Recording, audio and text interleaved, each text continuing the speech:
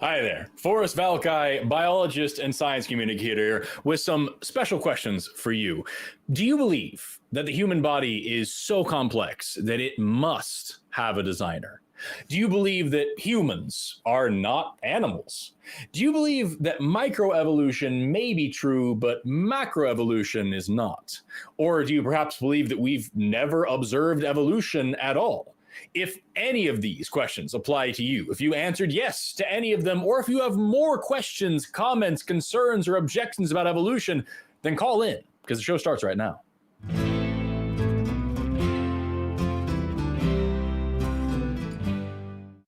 I gotta tell you, about a third of the way through that, I realized that I could not remember if I had unmuted my mic, and I was panicking the whole time, just like somebody might just be watching me just gesticulate and just make sounds, and like, oh man, glad it all worked out. Hey, I'm Forrest Valkai, and I'm joined today by the charming and handsome Jim Barrows. How are you, my friend? Doing better than I probably deserve and enjoying life. Hell yeah. What's new with you? Flip, dude, I've got a ton of updates and a ton of things, but we're not going to talk about them right now because I have something to tell the audience. And that thing is that the atheist community is a product of the Atheist Community of Awesome, which is a 501c3 nonprofit organization dedicated to the promotion of atheism, critical thinking, secular humanism, and the separation of church and state. And as a part of that, we want to throw out that we are devastated, absolutely devastated by the catastrophic floods that have been happening here in Central Texas. I say here as if I'm there. I'm in Oklahoma, but like there in Central Texas where the ACA is. Kerr County, I believe it is, was recently hit particularly hard. 59 people at least have been found to be killed so far, 21 of whom were children. In addition, 11 children from Camp Mystic are still unaccounted for. Consistent with our commitment to human rights and dignity and community welfare here at the ACA, we are taking this time to encourage you to please not donate to us this week. Please instead donate somewhere else. Specifically, we're looking at the Kerr County Flood Relief Fund, which is run by the Community Foundation of the Texas Hill County. It is a 501c3 nonprofit organization. So our fundraiser, all of our everything this week, send it there. We have turned off super chats. We're not taking donations. Please donate there and help the people who need it most right now. You can donate to the Kerr County Flood Relief Fund at bit.ly/Austin Flood Fund, or you can use the link down in the description for convenience there as well. That is what's most important at this moment. So we want to make sure to say that right at the top of the show, and we'll remind you again and again as we go on. Those people need our help, and we're here to be helpful. So please donate whatever you can. And with that, we have a couple of announcements, but the show's starting right now. Get ready. We're going to talk to Will. No pronouns given, calling in from the UK, who says if God isn't real, nothing is. Will, you're on the Atheist Experience with Forrest and Jim. How you doing today? Wow, that was a lot of energy. Yeah. I'm doing good. How are you guys? Never had a bad day. Hello? Oh, sorry. I can hear you now. I didn't hear you at that moment. Was you responding to me, yeah? Yeah. Never had a bad day. Ready to talk to you. What's going on? Never had a bad day. That's great. Well, I rang up with a claim that either God is real and nothing else is. And I was wondering if you want to discuss that. Sure. I'm curious to know, it says you're calling in as an agnostic. So if you believe God is certainly real, then that would make you a theist, I would suppose. No. A Gnostic, not agnostic. Gnostic. I said the best way to define me is a Gnostic. It's not really okay. There must have been a misunderstanding. Okay, so you are a Gnostic theist, so you know that God is for sure real. Yeah, I don't like the word theist, to be honest, but if you want to call me that, that's great. I don't. I just want to make sure I'm understanding. That's totally fine. All right, sweet.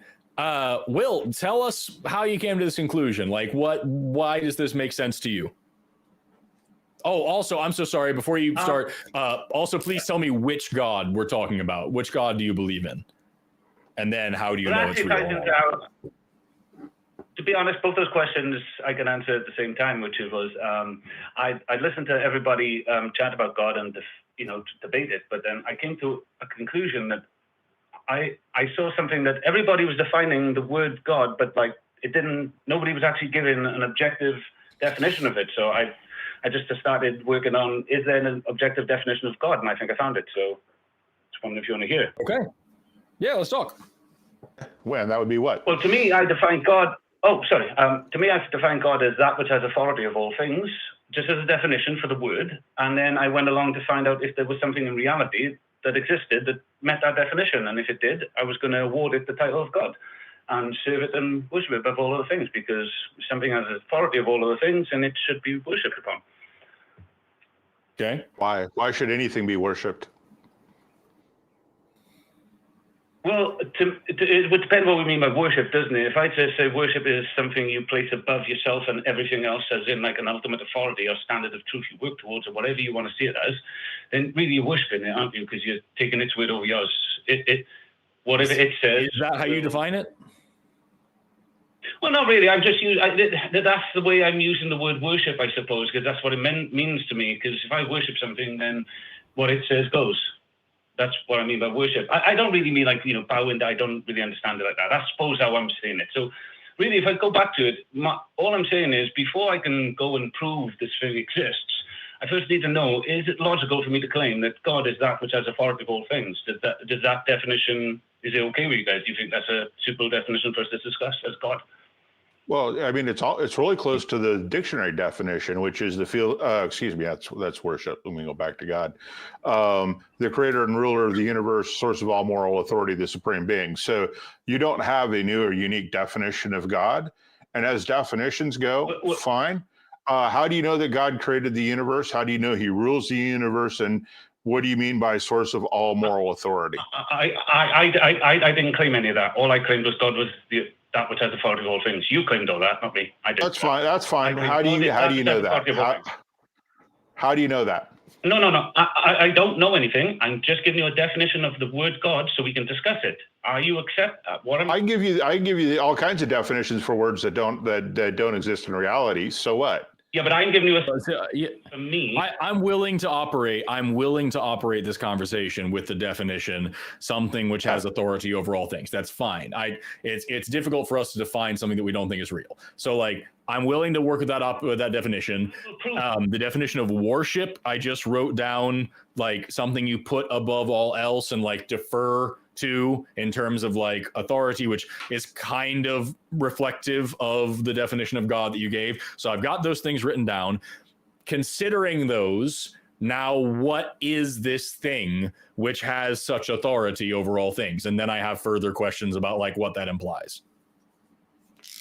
Okay, well, what I've discovered has that in reality, so I can say that there is something that has authority of all things, therefore deserving of what I claim to be God, I can point to. But again, I'm very sorry. It's just maybe it's the accent. I need to be clear here. Are you guys accepting that my definition of God, that which has authority of all things, is suitable for me to continue and prove it exists? You accept, and if I can yes, prove it's that suitable for the conversation. Yes. Oh, okay, cool. Well, all I have to do is say, in reality, does something exist that has authority of all things? And so I decided, I'll check this out. And then I realized what, to me first, personally, what would I say that was to me? What to me has authority over everything the way it is subjectively, before I went objectively? And I finally came to the conclusion that, well, truth does. Truth has authority of all things. Nothing supersedes it for me. Without there, nothing would, and I mean the true essence of what truth is, that which relates to what is real. And then I started asking everybody else. I haven't really finished, but I haven't finished entirely, so you're only going to be, I need to complete this for you to understand it. Yeah, but we need to go back to something you said that makes absolutely no sense. And so it kind of makes everything you say after it no sense. What do you mean by the true essence of truth? I mean, truth is either true or it's not. How does it have a true essence? That doesn't make any sense to me. I'm sorry. If I finish my thought, then you can ask questions about it, not halfway through. Because if you allow me to finish, it might answer that question for you. Is that possible? Well, I don't understand why you'd continue to go on making no sense when we're stopping you at a point where you make no sense to us. And everything you say after that is not going to make any sense. If you allow, right? But continue if you have to continue your thought before we come back to this thing of true essence of truth, which makes absolutely no sense. Go ahead. What do you mean by it makes no sense? Sorry, I don't get what you mean. Truth doesn't make sense. The phrase, the true essence of truth, makes no sense. A thing is either true truth, or it's not. Really truth, and then there's truth, which is that. Oh, sorry. But yeah, that's what I mean. That's what the true essence of truth is. But some people don't see truth like that, do they? They see truth as their truth or something like that. I'm not talking about them truth. So that. Then why not just say truth? Why get into the gobbledygook? It sounds like you're saying like objective reality is the phrase you're using. You're using more poetic language to say objective reality. Is that fair? All right. What I'm saying is that which you would call objectively true. The truth. Why I say it is because some people, when I've said it before, other people haven't understood what I meant. So I apologize if to you there was no need. So maybe I was just being ignorant to you and down. It's okay. We get it. So what's the rest? Okay. So what I'd say is to you is there something you guys can think of or prove that exists that is has more authority than truth? Hold on a second. I'm just taking truth doesn't have authority here. I mean, something is either true, i.e. comports with reality, or not. I don't know why you would say it has authority, though, right? Oh, what I mean by authority is sort of like the right to govern. So does truth have the right to govern over all things? Is all things governed by truth? That makes you're still not making any sense why that would even be the case when 1 + 1 = 2 is true. Why would that have authority over anything other than? Why would it have authority over anything? You change, and I just changed the word authority because you had difficulty with to govern. So can we agree that? Why would truth govern over all things? Same question. Just change govern for authority. Why would 1 + 1 = 2 govern anything? Okay, it's semantics. I'm autistic. I'm trying to relate to you. I've changed my answer so to line with you so you understand. What I'm saying is truth governs over all things. Is that correct or not? I don't understand that. Is it true or not? I'm fine. I'm fine with this. So I'm trying to like meet your rhetorical goal here. Like I'm trying not to get too hung up on the semantics. I need to answer the question. Don't change it. Just answer the question as it is. Does truth govern over all things? Don't change it. Just that question. Don't. Okay. 1 + 1. I'm asking one. I'm saying, does truth govern over all things? Yes or no? I don't know if it's another answer to that. My answer is it's nonsensical. Yeah, Will, I was trying to like reformulate the question to try to understand where you're coming from. If you're saying don't change anything, just answer the question as it is, then the answer is I don't think so. No, because the way you phrased it doesn't make any sense to me. I was trying to meet you where you are, and you didn't want me to do that. So, I suppose not. I understand. I understand. Yeah, there's a delay, guys. I do apologize, and sometimes it's a little confusing. My apologies. So. To you, there is no one truth standard that governs over all things. Therefore, what does truth mean? So the hang up for me, and I'm trying to like meet your rhetorical goal here. I'm trying to get to where you are. Is like I have an issue with the word govern in this case, and it sounds like Jim also does, because the way that you're framing this, the way that you're setting up this question, sounds like there is this thing called truth. And that thing like actually like makes edicts and dictates and has this top-down control over reality rather than the way that we're seeing it, which is just that reality is what reality is. There is an objective reality out there, and that does exist. And we can appeal to that when we're trying to learn things, but it's not making any demands of anything. It just exists. And that's if you say it governs things or has authority over or anything like that, you're giving it an action verb. And I don't understand that concept. That doesn't make sense to me. If the idea that you're trying to present here is that there is an objective reality, period, then yes, I agree with that. And if you're trying to say that like our pursuit should be to understand that objective reality and to find truth as best we can, of course I agree with that. But to say that truth is doing something or exerting some authority over something, it's like saying, what does the color blue want? I don't know what that means. It doesn't make any sense. No. Okay, that is your claim. Prove it. Because I don't believe What? that. I disagree with you. That's not true. I've just written into Google and it says, no, that's not what govern means. They're asserting something that you are not asserting. I am not asserting govern means anything. Governs definition. Fine. Hold up. Governs definition is conduct the policy, actions, and affairs of a state, organization, or people. So I don't know what you just typed into Google, but that is not the definition of govern, which is why we're having a problem with you saying that truth governs anything. Okay, so what I'm saying is, can I define how I'm using the word govern, please? And not you define. I mean, if you'd like. I'm the one injecting it.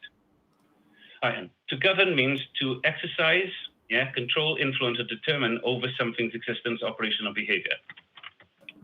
Right. Exercise control would be an action. It would be to exercise control would be an action. It would be a deliberate action taken with intention.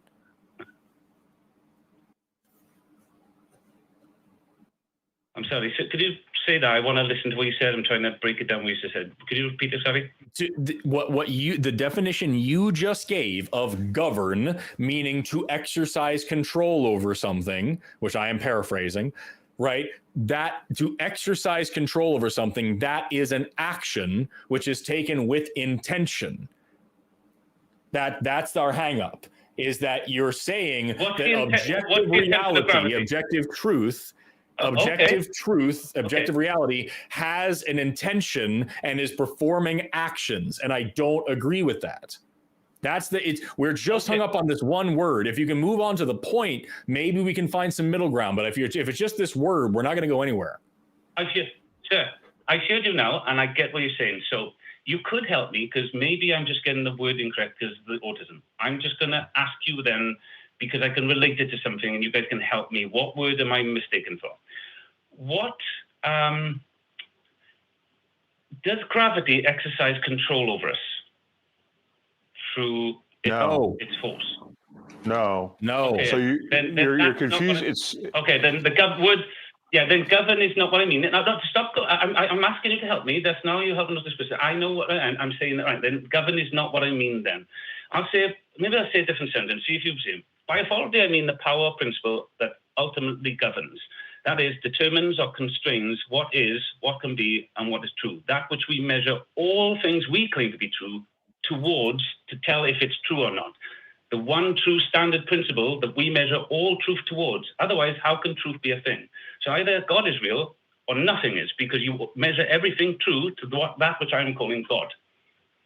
Everything you measure. How do you know? So the way we measure truth is how well does it describe reality as adjudicated? Well, for me, it's how well something describes reality as adjudicated by predictive power. Why is that?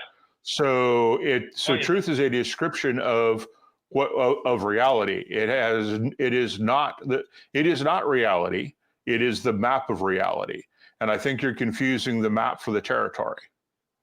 I think truth is the abstract version of reality, because for truth to be true, reality and truth can't be two different things, right? Truth is just the abstract thing that us humans say what reality is.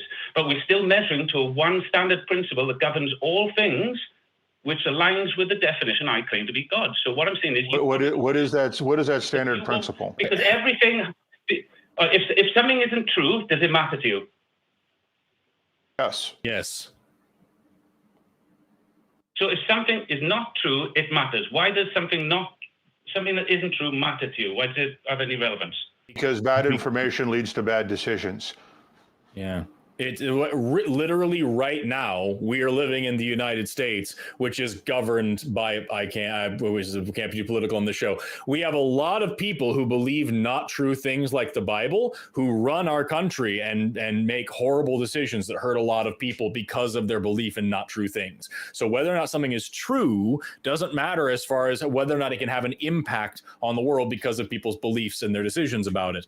If I have an untrue belief that drinking rat poison is going to make me healthier, that's not true, but it does matter, and I do care about it. I need to know what's going to happen if so yes, of course, not true things matter. I feel like we're getting so far away from the point you're trying to make, which is that God is truth. God is this thing that has authority over everything because God is, in your mind, synonymous with objective reality.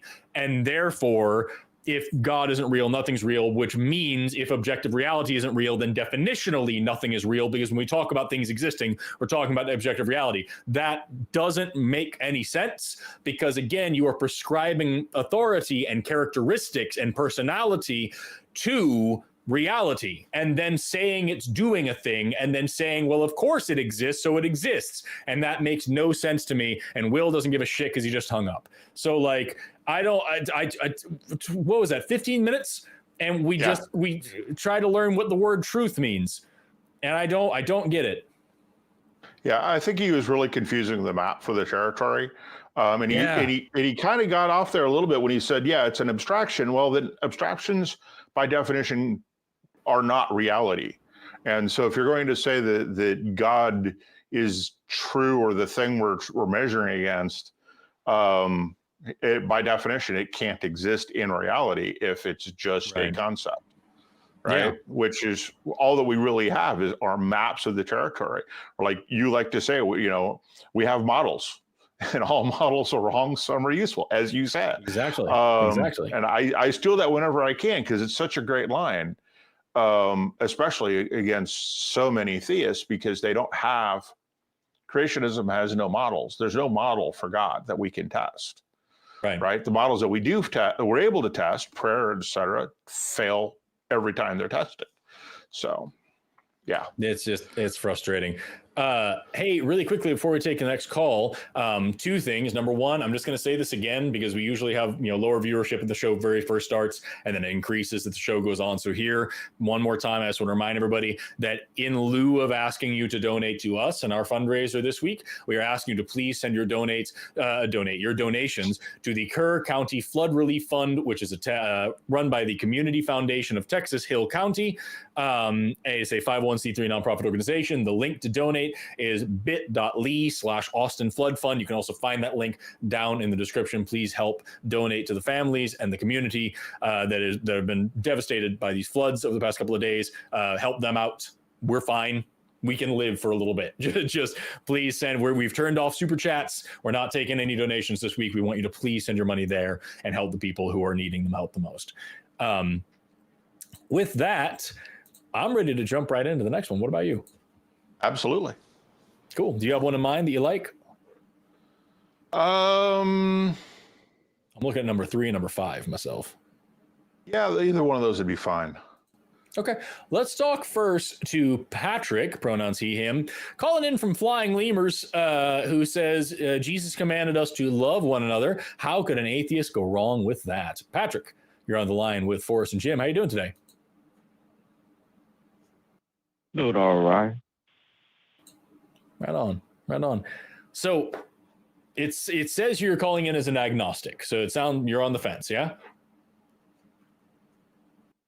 I would say I lean more towards theism, agnostic theist. Okay. That's a personal perspective. Yeah, it's fine. And when you say that Jesus commanded us to love one another, do you have a particular part of the Bible that you're interested in when talking about that, or just a general vibe? I don't know about like the commanded us part that you're talking about, but like I wouldn't say that I feel like he was a man, but he was a prophet of love. My main thing was like, regardless of what we may or may not believe in, in my case, I'm just not sure in a lot of ways. But, I would say you can't go wrong with a prophet of love. If you just adhere to that principle, that being his main teaching, it would appear. And then a lot of that stuff, I think it could have been misconstrued, written what was it, like 200 years after the fact. Patrick, let me interrupt you real quick. What do you mean by love? What do you mean by love? Well, I mean, love could just be considered like a chemical reaction within the brain, as I'm sure Forrest is well aware of. that kind of thing, you could just say it's a. I read an article years ago in Psychology the other day that says it's just like a chemical release or whatever, So I don't know. It could be looked at like that or as something deeper with deeper meaning. It's more like you're talking about a more philosophical question there. Me personally, I'm asking for a definition of how you define love, right? Because I happen to think that empathy is better than love because empathy requires us to understand the other person, but not necessarily approve of them, or to approve of their actions to understand them, right? And I don't know that any definition of love I've heard so far actually does anything more than love. It doesn't have anything to do with understanding. And we can point out where people think they love someone and they do incredibly stupid things or incredibly harmful things in the name of love. And I'm not sure that that's also good. So, when I ask you for a definition of love and you wander off into, the biochemical aspects of it, that doesn't help us come to a definition of love and whether or not love one another is actually a real thing that is good for society. So how are you defining love? I would say actually that one part in the Bible, I don't necessarily go by the Bible, don't get me with that, but that one part in the Bible where it's talking about love, Ephesians 13 something or what, I can't remember these things, but I'm not like a biblical scholar either though, but so certainly not. Don't have time to waste on that. I need to read about Bobby Fischer's Teacher's Chess book. Plenty of other better books out there. But as far as what it says on love, there's a quote love does not envy, it does not boast, it does not take record of wrongs, or so this kind of thing. Like it's a unconditional love is type. patient, love is kind, So love does not envy. That 1 Corinthians 13, 4 through 8. Okay, that's what it is. Yeah. I don't know. So love is patient, love is kind, does not envy, it does not boast, is not proud, does not dishonor others, it is not self-seeking, is not easily angered, it keeps no record of wrongs, does not delight in evil, but rejoices with the truth, it always protects, always trusts, always hopes, always preserves. Where does it say we have to understand our fellow human and where they're coming from? As far as that goes, I think that would be a subjective rather than an objective perspective. So it just depends on the individual. How patient do we have to be with somebody before we decide that they're not worth our time? How patient? How patient do we have to be with somebody who is constantly committing crimes? I would say, you got to protect society, So there's that. Right. But how patient is patient? It says love is patient. So I want to know, is it ever time to not be patient? I would say you're getting into the nuance of it. Yes. I don't know. You're the one who's saying that Jesus commanded us to love one another. How can an atheist go wrong with that? And then when you agree with the definition that I give and I start to drill down on what it means, you don't give me a halfway decent answer. So which should I prefer, kindness or patience? What if it's kinder to be impatient? What should I do in that case? To be patient as far as, what if the kindest thing I can do to somebody is be impatient with them? I think being impatient, is not necessarily the way. I think patience definitely would be a virtue. I think that goes back to some of this AA stuff, I think, talking about. The Dalai Lama I had a book read by him. You're wandering completely off topic again. I want to know which of the things that the Bible says love is takes precedence, right? Is it better to be patient or is it better to be kind? What if the greatest kindness you can do for somebody is to be impatient with them, is to not wait until they finally get it, but to actually instruct them in how to get it? I mean, that would be an example. It says that love isn't proud, but parents are often proud of their children. Are parents expressing non-love of their kids when they're proud of their kids? Dishonoring others, what does that mean? Self-seeking, easily angered, okay. It keeps no record of wrongs. Oh, that's dangerous, right? If somebody is continually trying to hurt you, and I keep no record of that wrong, and I don't remember that, how am I being kind to myself? I mean, you're breaking it down. I like it. However, seems like you're splitting hairs here a little bit from my perspective. Can I ask a different question? What you're saying? Can I ask something different, Patrick? You're saying Jesus commanded us to love one another. Sure. He has some stuff in there about loving your neighbor, loving your enemy, helping the poor, helping the weak, helping the immigrants, helping the part that I was going to look at is from Matthew, where with the whole story of the sheep and the goats, where Jesus, sets his followers apart. And says the people on his right side, he says, you can inherit the kingdom prepared for you from the foundation of the world. For I was hungry and you gave me food. I was thirsty and you gave me a drink. I was a stranger, you took me in. I was naked and you clothed me. I was sick and you visited me. I was in prison and you visited me. And they say, when did we do these things? And he said, verily I say unto you, whatever you have done to the least of my brethren, you have done to me. And so the whole point of that passage and the whole point of much of Jesus' teachings is whatever you're doing to the weakest, the poorest, the meekest, the most sick, the most rejected, the most outcast, the prostitute and the criminal and the felon and all these, whatever you're doing to the lowest in your society, that's what you're doing to him.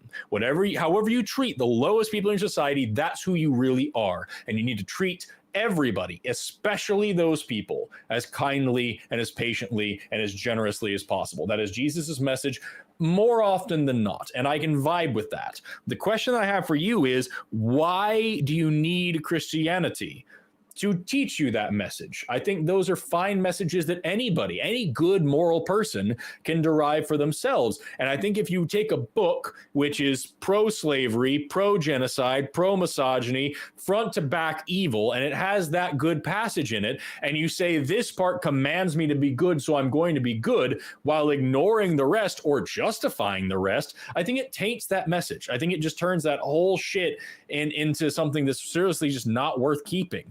Wouldn't it be better to just be loving rather than being commanded to love? Yes, certainly. I was spirit. Like he said, I guess he did say a new commandment. I give you love one another as I have loved you, so you must love one another. But as sure, far as they call it the new law of love and all those things. Yeah, I would.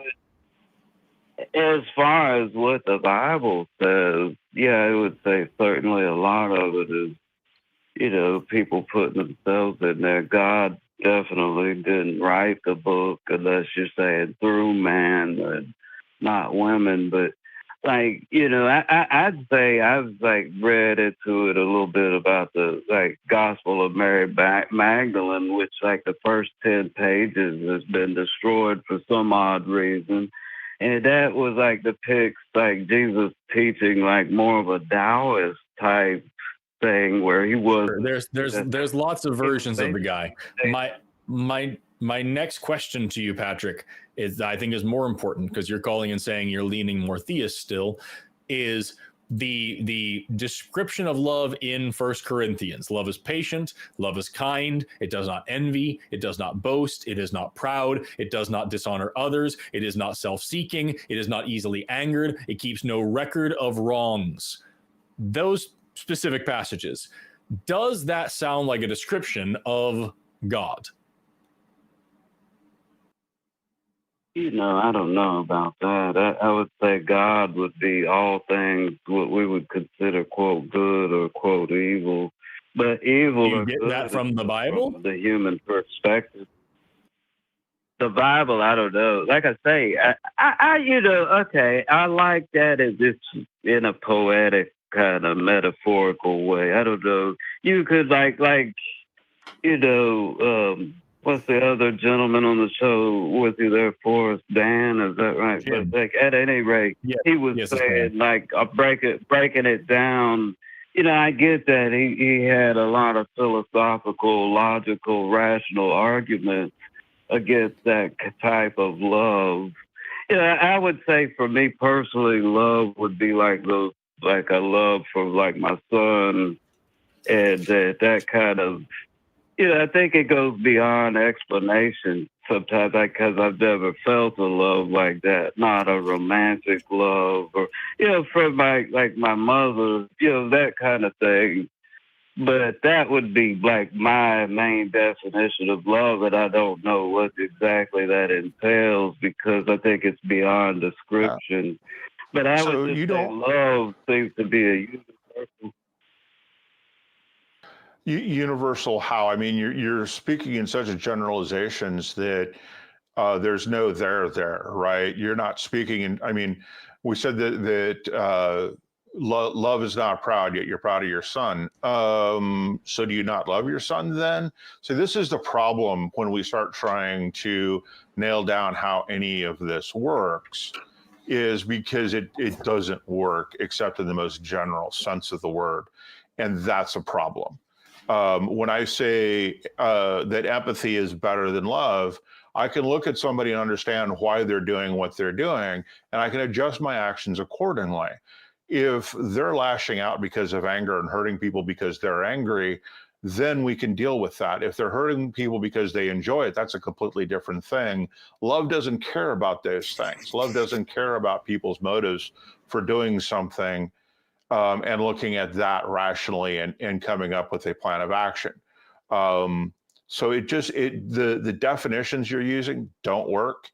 They're going to lead to bigger problems than they're going to solve because they're so general as to be practically useless, which is part of the problem with the Bible. When the Bible does say something halfway decent, like you would see in 1 Corinthians here, it's so general as to be completely useless in practical life. And when it does give us commandments that are more practical, a lot of them are horrifyingly bad.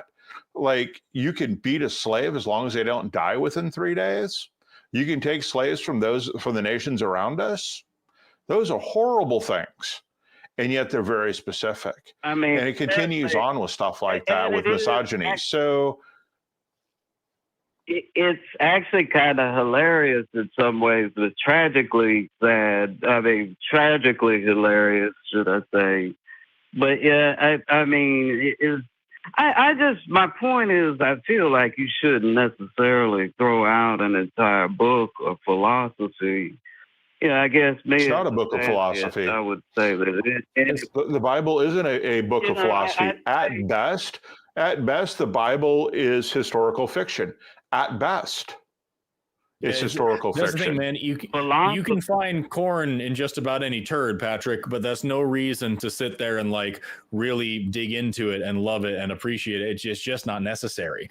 The Bible does have some nice things in it. They're not nice things that you can't get anywhere else. There are some uniquely horrifying things in the Bible, though, and I think that kind of disqualifies it as ever being called a good book. I think you can get love and empathy and compassion and kindness and justice and morality and all these other things from much better sources, and you can derive them all by yourself as well. You don't need a slavery and sex manual from the Iron Age to tell you how to do these things. I just don't think it's worth it. So with that, I'm going to move on to the next call, but it's been fun, Patrick. I appreciate you calling in.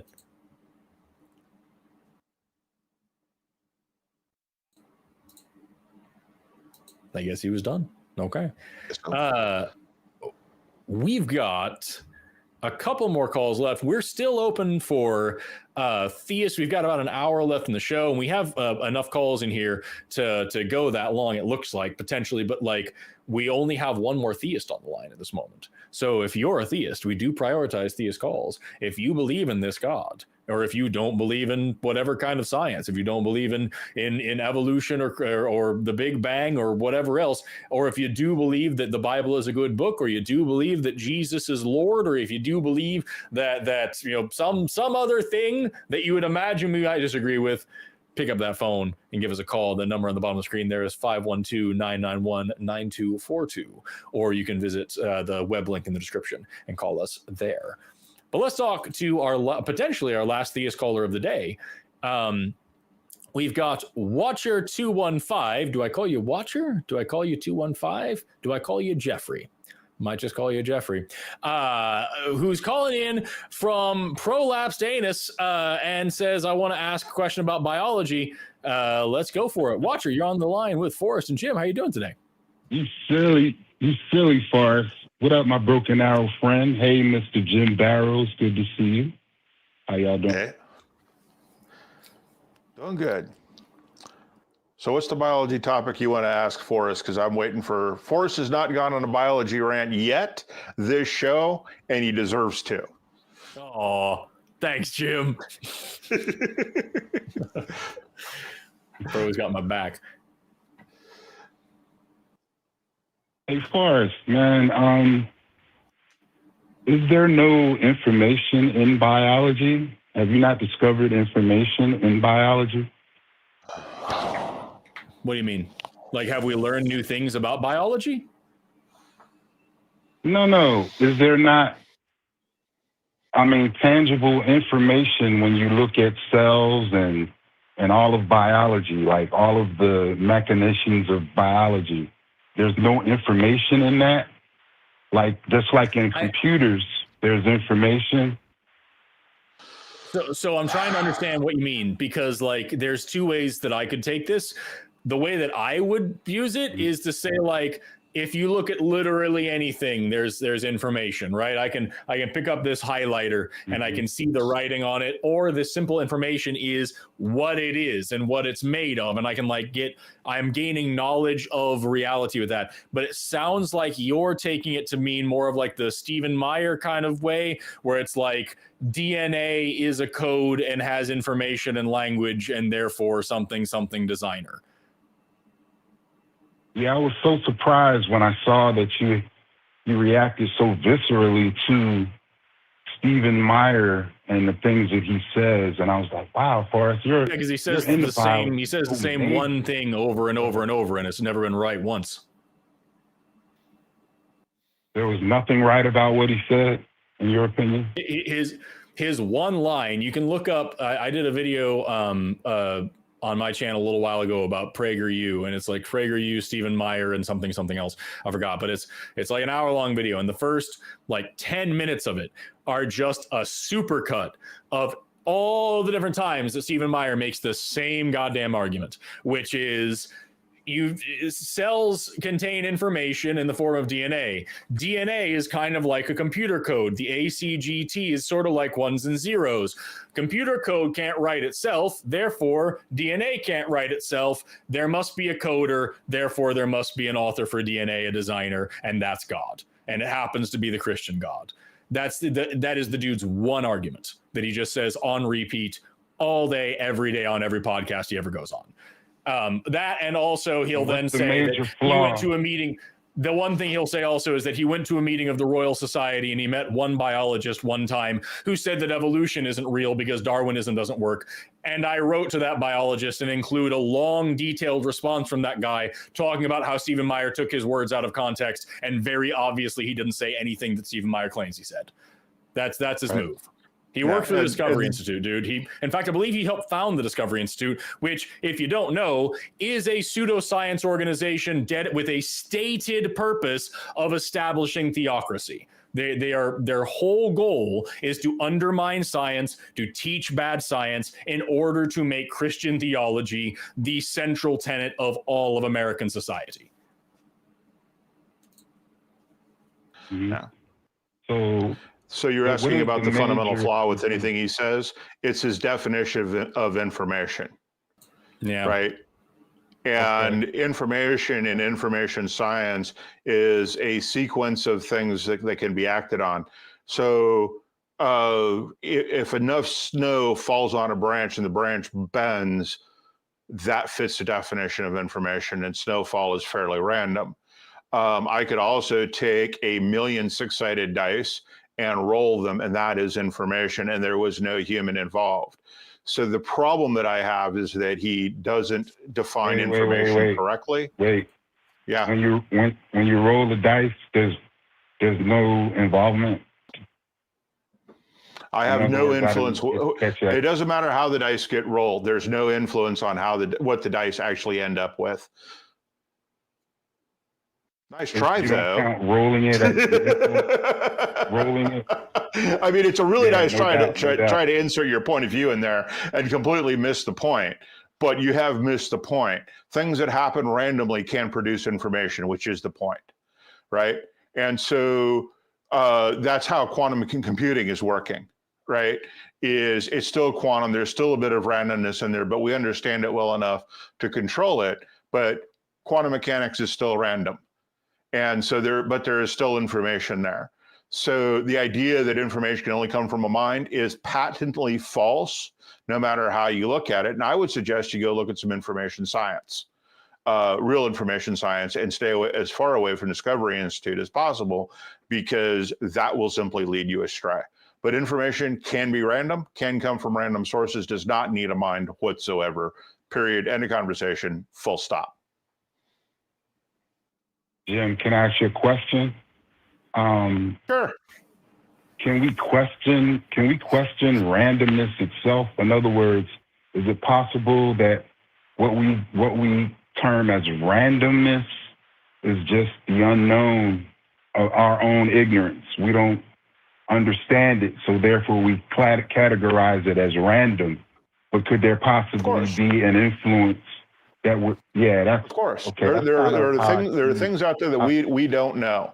But the time to believe something is simply when we have sufficient good information to believe it, and not before. Mm-hmm. So to rely on, it could be this, it's possible for X to happen. Well, it's possible for pigs to come flying out of my lily white ass. I'm not wearing a pigsty anytime soon, because it's not probable. I don't agree. So do you wear a pigsty for underwear? Because it's possible for pigs to come flying out of your ass. Are you wearing pigsty underwear? Possible for pigs to. Of course, it's possible for pigs to fly. Underwear? And I bet you, if I were to ask Forrest, what would it take to make that happen, for that to happen evolutionarily, I bet you he could even give you a description of the genes that would have to be at least inserted, if not coded for. So yes, it's possible for pigs to fly. Yeah, don't get hung up, Watcher. Like what he's saying is just like, yes, lots of things are possible, but you shouldn't assume anything is unless you have evidence for that thing. That's the key here, is that like, yeah, maybe something or somebody wrote the information of DNA or whatever like that. There's no reason to believe that, and from my standpoint, there's strong evidence against that. But that's the key, is that in science, you never accept an idea. You fail to reject it. And so far, we have more than enough reason to reject the idea that there is some guy up there that made our DNA. However, we have no way with the evidence at hand, we have no way to reject the idea that this is a natural process. If we find new evidence that allows us to reject that, that's great. But right now, I fail to reject the claim that DNA is natural, and its formation is natural, its coding is natural, its behaviors are natural, everything about it is natural. I fail to reject that hypothesis based on the evidence at hand. I do, however, reject the idea that there is some guy that made my DNA this way on purpose. Yeah, because the bottom line is DNA is horribly designed. If it is designed as you claim, it is horrifyingly bad. We've done a better job of creating code that actually works and doesn't require anywhere near the mechanisms that DNA does to continue to work. The code was deliberately corrupted as a judgment.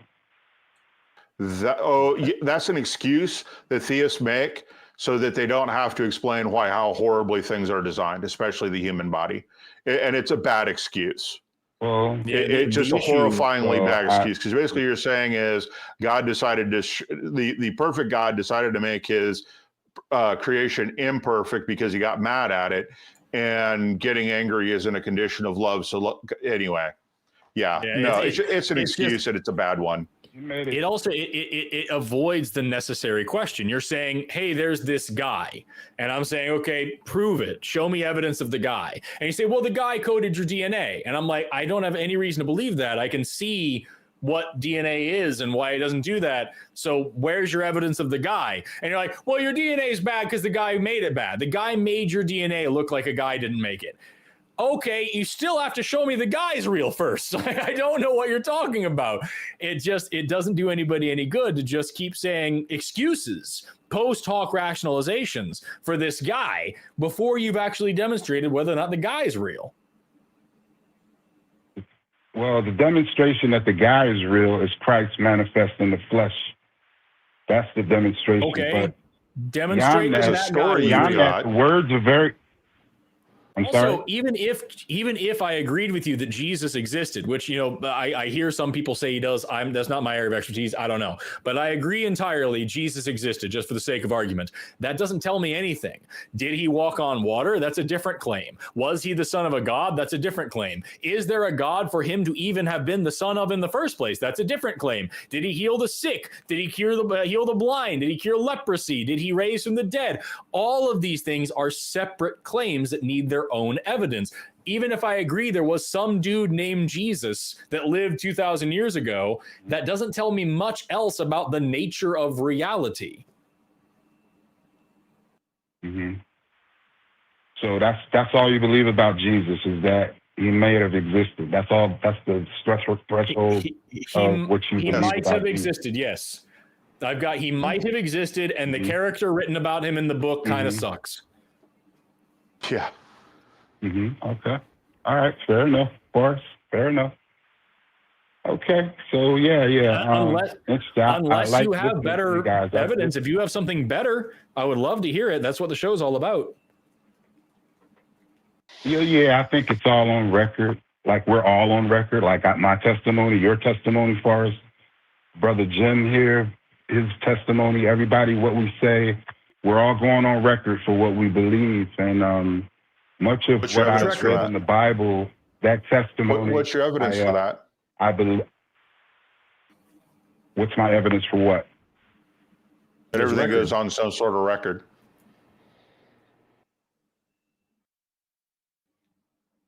I mean, isn't that axiomatic? Everything we say is no, it's not, because I just read 1 Corinthians where love does not keep a record of things wrong, of things that wrong you. And you're saying that's not true, so God can't be love, right? I didn't say that's not true. It's absolutely true. That list that you read is all synonymous. Now you're love. saying it goes on a record. So if it's God keeping the record, then he's not in compliance with 1 Corinthians, is he? He keeps no record of wrongs. That's grace. That's God's grace. But you're saying we all go on a record, right? And so is it only the good stuff that we do that goes on record? Or is it the good and bad stuff that goes on record? Also, if he keeps no records of wrongs, how does he determine who goes to hell? Well, when it says love keeps no record of wrongs, that means when we love, when God loves you, he's not counting your sins against you. He's not putting that on your record. But you say he's keeping a record of our sins. But you're saying he's keeping a record of our sins, and he's using that record to send us to hell. So these two things do not go together. They can't. They're logically impossible for both things to be true. Maybe he keeps no record of your sins. He just sends you to hell for fun. No, that's ridiculous. That's just ridiculous. Okay, so then how does he know? It's not a logical contradiction, which is what you have. You cannot have a God that's in compliance with keeping no record of wrongs and a God who keeps everything on record and uses that record to judge us. You just, it's not possible. His grace, mercy, and love is indicative of his not keeping a record of the wrongs that we commit. But you just said he keeps a record of our wrongs. But you just said everything goes on record. He keeps a record of the things we do that are right and the things that we do that are wrong. This is the problem. You said both things. Both things cannot be true. Mm-hmm. And we're just asking you, how do you clarify, how do you reconcile this logical impossibility? It's not a logical impossibility. So it's not a logical impossibility to, one, keep a record of all the things that we do, good or bad, judge us on those, and also at the same time keep no record of things that we do wrong. That's what you're saying. Yes, because of his grace and mercy and love. Wow. Gotcha. No, something cannot be both true and false at the same time. He both does and does not keep a record because of grace and mercy. Is just for funsies, this is a little bit off topic, but just is love compatible with jealousy? If you're really a jealous person, is that compatible with the kind of love that's stated in like Corinthians and the love that God depicts and all these things? Yes, just the jealousy, if you have understanding of what jealous, when God says his name is jealous, when we give... You've just stated another logical impossibility with 1 Corinthians. You recognize that, right? No, I don't. I don't know what you're talking about right now. Love is not jealous. You just said God is jealous. God says his name is jealous. Yeah. Okay, so the jealousy thing related to God refers to when we give our love and devotion to something that actually belongs to God. In that respect, God is jealous of that love and devotion. Right, that's what jealousy is, right? That's exactly what jealousy is. You gave a wonderful definition of jealousy. That's specifically the thing that Corinthians says you shouldn't do if you love somebody. I don't know how to make that more clear. Watcher, it's been 16 minutes and we still got one call or two religious calls left, so I'm going to move on to them. I want you to just sit for the rest of the day with the concept that like making a list and not making a list are two different things. And if you're doing one of those things, you cannot possibly be doing the other thing. It would be like saying that I both do and do not practice guitar. Either I fucking do or I fucking don't. And so if I'm sitting here and you're like, do you play guitar? And I'm like, no, while I'm playing guitar, then I don't know, like that would just be stupid. It would make me a liar. So like for you to say that God does not keep a record of our wrongs, but he of course keeps a record of all of our wrongs, that I don't get how you're getting around that and just saying, well, he has grace.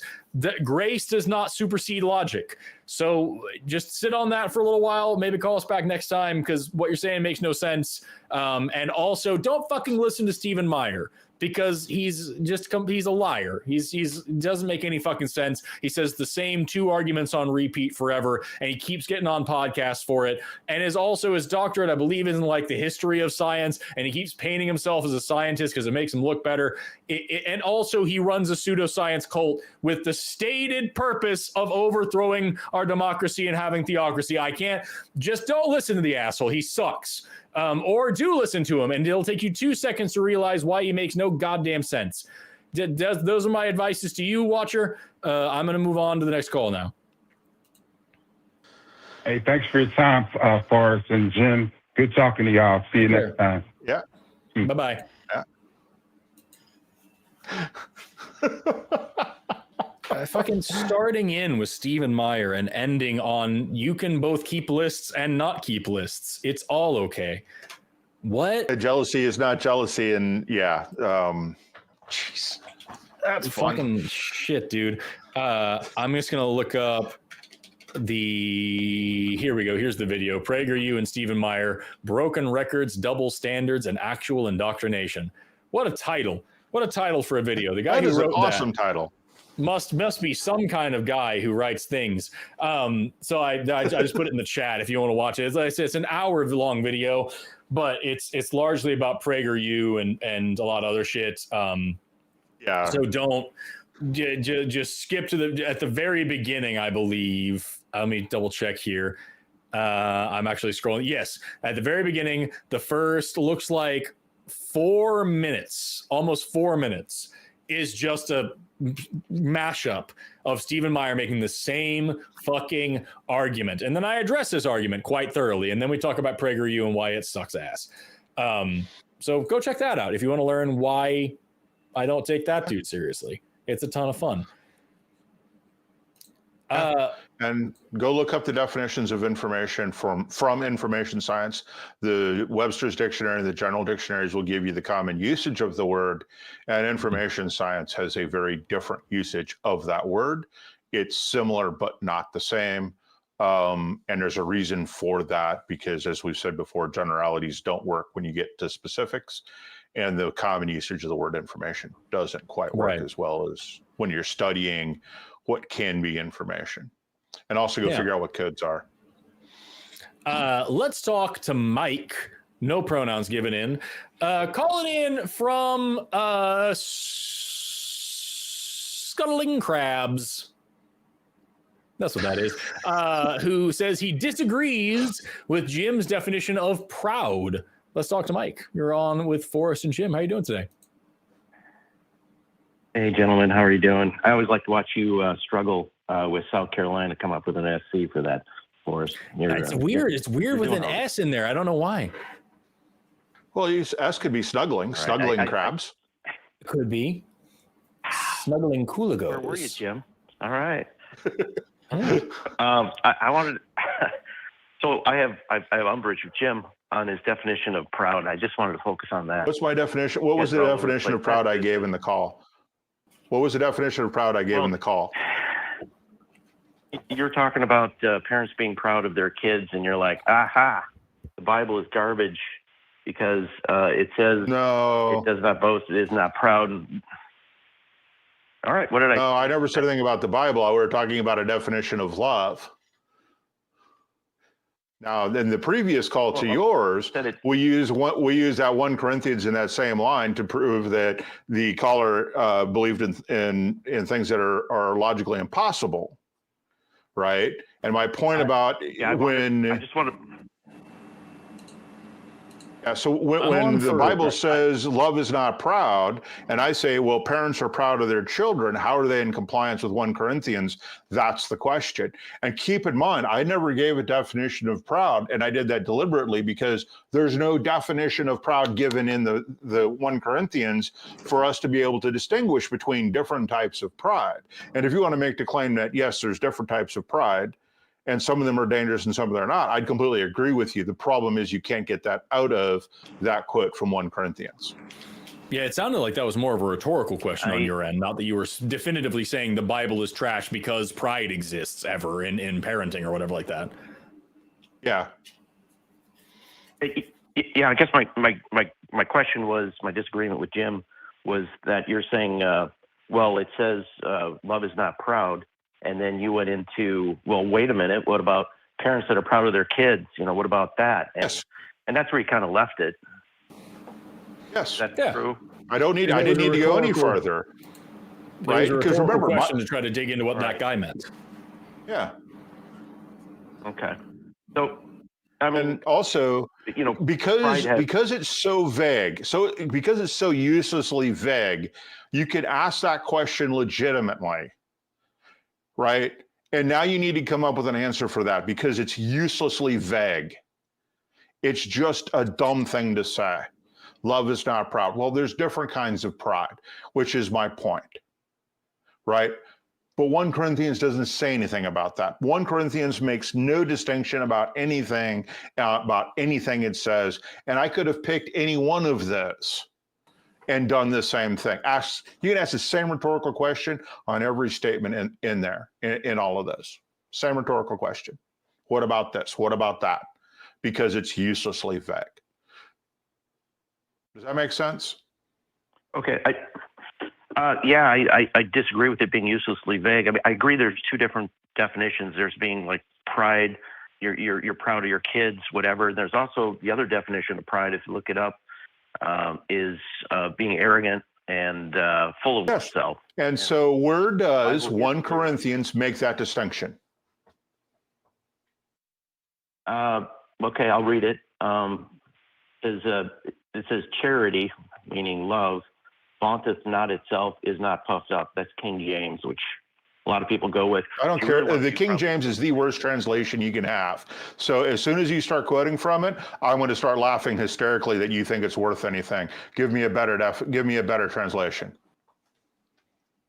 I'd like to hear you prove that, Jim. Why is it the worst one? Don't just say it. Oh my God. Oh. I was getting off on the next thing. I mean, like, where'd that come from? Because I actually have understood. I've actually studied the Bible, and every Bible expert that I have ever heard speak about the different translations, King James is the worst translation. Period, hands down.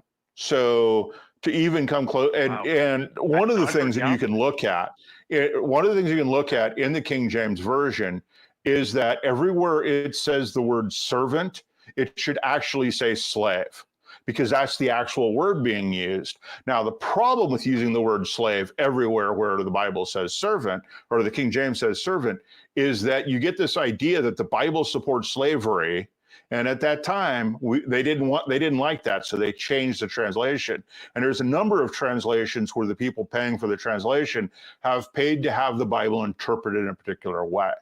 So you need to be careful of that, and that is true of the King James Bible. And I would suggest you actually go study the history of translations of the Bible to go do that, to go understand that, because that's not what any halfway decent translation of the Bible says. They all use the word slave, because that is the word that the Bible uses, not servant. All right, you're getting off topic. I really want to stay just on what pride means. I'm going to look it up in the. You asked. Do it right now. What? But what do you mean we're getting off topic? You asked him. Yeah, you asked, and I gave you an answer you didn't like. Oops. No. You gave me an answer that you couldn't back up, and you said all these authorities say this, and you don't list any. And I'm going to go check on it because that's not what I've heard. He gave you specific examples. You back it up. I just gave you a specific example about slaves.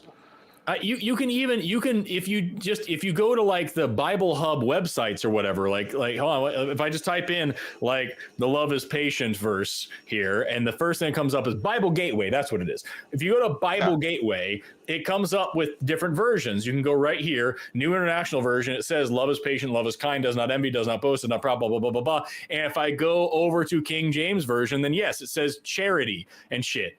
And it makes significantly less sense. Charity suffereth long. That means love is patient. That's really fucking different.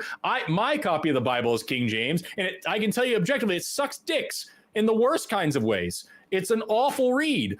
And you can go through the different versions here and see just how many different versions don't speak the way that the King James Version does, because it's weird and out of whack and difficult to comprehend. And it does, as Jim said, it deliberately mistranslates several words and uses them to make things sound nicer. So like, even if you want to not look up these authorities, look up the authorities by all means, but also just look at what other Bible versions say. Because clearly those are retranslated by people who know a fucking thing or two. And if you go to any of these, here's The Voice. Ooh, the Voice version says love, not charity. And it says it much more clearly. And it also has a little blurb in there about what Paul's talking about at this time. Like, it doesn't do the things that the King James Version does. I think that's a compelling enough argument to say that, hey, maybe this particular edition isn't at least the only one you should be paying attention to, at the very least. I mean, you're right. You should look around. You should compare. Neither of you said anything compelling. I'm going to do my own research, get back to you on another time. I don't see it. Okay. Yeah. So getting back to the actual, the New International Version is probably one of the better translations out there. It seems to have the least biases in it. And translations always have bias. So the best you can get is the least bias. But it says love is patient, love is kind.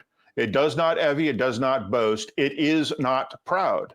Period. And it doesn't define pride at all. It just says it is not proud. It does not dishonor others. It is not self-seeking, et cetera, et cetera. So if it's not proud, how do you reconcile that with parents having pride in their children? And I'm no way saying that parents' pride in their children is a bad thing, right? But apparently, according to 1 Corinthians 13:4 through 8, it is a bad thing because it just says it is not proud. It's uselessly vague. I disagree. I'm going to look it up and I'll get back to you. But there's 2 definitions of pride. You're choosing to use the one that makes the Bible look worse without justification. He didn't. Justification, direct Hebrew translation. Oh, Yeah, I asked a question purposely trying that was unanswered. Well, I'm sorry. What is the question? The question is, when 1 Corinthians 13:4 through 8 says love is not proud, how do you say that parents love their children if they're proud of them? Because it doesn't define pride, and that makes it useless because it doesn't define pride. And you're offering definitions of pride, none of which I disagree with. The problem is you're not literally looking at the words and going, oh, this is bad, which is my entire point. The definition of love as provided by 1 Corinthians 13:4 through 8 is bad because it's so general, it's useless. I owe you a word. And you're agreeing with me by pointing out that pride has 2 different definitions, one of which is good, one of which is bad. Yes. And we can't tell which one Yes. 1 Corinthians is talking about, can we? You're making assumptions about the verse. Should be able to. Yeah, I'm Pardon? going to go verify whether you can or can't tell. It doesn't make any sense to say, love is not prideful, and it's talking about. It doesn't say love is not prideful. It says it is not proud. Good. Yeah. Right? It says love is patient, comma, love is kind, period. It does not envy, comma, it does not boast, comma, it is not proud, period. How what is there to interpret? Good proud or bad proud? I don't know. That's why it's useless. That's why it's useless. That's why it's useless. That question right there is why it is useless. You understand? What's wrong with digging into it? I'm going to dig into it. You're not. I'll dig into it. I will get back. Mike, there's nothing to dig into. Jesus Christ, dude. This is the most boring, pointless shit. All that happened was that a guy called and said, this definition is concrete and definitive, and it proves the word of God and blah, blah, blah. And Jim said, hey, it's kind of vague. Like, you understand if I read it this way, it makes the opposite sense of what you're saying, right? And this is a valid interpretation. This is not the way to read it, but it is a way to read it. And the guy just didn't say shit about it, and we moved on from there. He posed a rhetorical question to demonstrate that this verse is open into interpretation. That's the whole fucking point. And now you've been on this call for 11 minutes and 37 just miserable seconds saying, you don't understand. It's open to interpretation. And we're like, yeah, that's the whole point. And you're like, well, you're interpreting it wrong. We're like, we're not interpreting it at all. We're just saying, here's a way you could interpret it that kind of sucks. And you're like, well, it doesn't say that. And we're like, it doesn't say not that either. It's open to interpretation. And you're saying, no, you don't understand. The problem is that it's open to interpretation. Fuck, man, we agree. It's open to interpretation. It needs to be interpreted. It kind of blows. That's the entire point of the entire half a sentence that Jim said an hour ago. What are we doing? What's the point of this? If you want to go research it. But at the end of the day, it says a shitty definition of something that sounds very poetic. It's a nice little poem that I think Paul wrote, and it's lovely at face value. It doesn't need to be taken as word for word perfect gospel. That doesn't make any sense. It's open to interpretation. It's a random verse in a shitty ass book that nobody cares about except for the people who call this fucking show. What are we doing? What is this call, dude? Seriously, where are we going from here? What's the point that you're trying to get to? Jim interpreted a thing? Yeah, he fucking did. What? Forrest, may I answer this question while you take a breath? Can you fucking don't just fucking answer? Like, goddamn, dude, there's no reason to be underhanded. You've been on the call for fucking 13 minutes now, just saying, Jim, you interpreted this thing, and Jim's like, yes, I did, and that's the call. That's where we've gotten so far. Is this doesn't mean pride in that way? Can you prove it? No. Cool. 13 minutes. If I may answer. If I may answer you, and the last 2 minutes are on you. You were doing on a monologue, and you're entertaining, but it wasn't useful. But the reason I think it was very useful. It's highlighting the fact that you haven't said anything worth anybody's time in 13 minutes. This is the weirdest hang up. I'm asking you, what's the fucking point that you're trying to get to? Sometimes words mean different things, like when. For example, I'll make this real quick. No shit. I agree, words mean different things. That was the entire point. My entire point. Words mean different things. And when you use them in the most general sense to apply to something very specific and try to build a rule out of it, it fails every time you try and build a rule out of something that's too generic, which is what you're trying to do. You're trying to build this rule about pride that you can't build out of 1 Corinthians. May I answer your That's question? the entire please? point. You're literally agreeing with me. Yes, you can answer the question. What's your fucking answer? God. My answer is it's important to go back to the Greek or Hebrew or Aramaic because. Okay, great. Did you do that? At the beginning, I said I will. I owe Jim. Okay, great. So you called in to tell us that we should do the thing that you haven't done and that we're wrong for a reason you aren't sure of yet. Your criticism is noted and ignored. Thank you. The Greek, by the way, is physio, and I'm mispronouncing those. I can spell them if you like. But if you actually go to Bible Gateway and you go to the Hebrew Greek tab on the 1 Corinthians 13, 4 through 8, you can tell it to give you the Hebrew and the Greek. So I have the Greek in front of me. Like, fuck, dude. How do you not know that? If you study the Bible, how have you ever heard of BibleGateway.com? It's a great resource. It really is. No, mostly I've heard it from you. I have. It's mostly you. Oh, well, then you haven't studied the Bible, have you? It's just like that's what, and we're here again. Jim, the original caller said the verse means this. Jim said, what if the verse means that?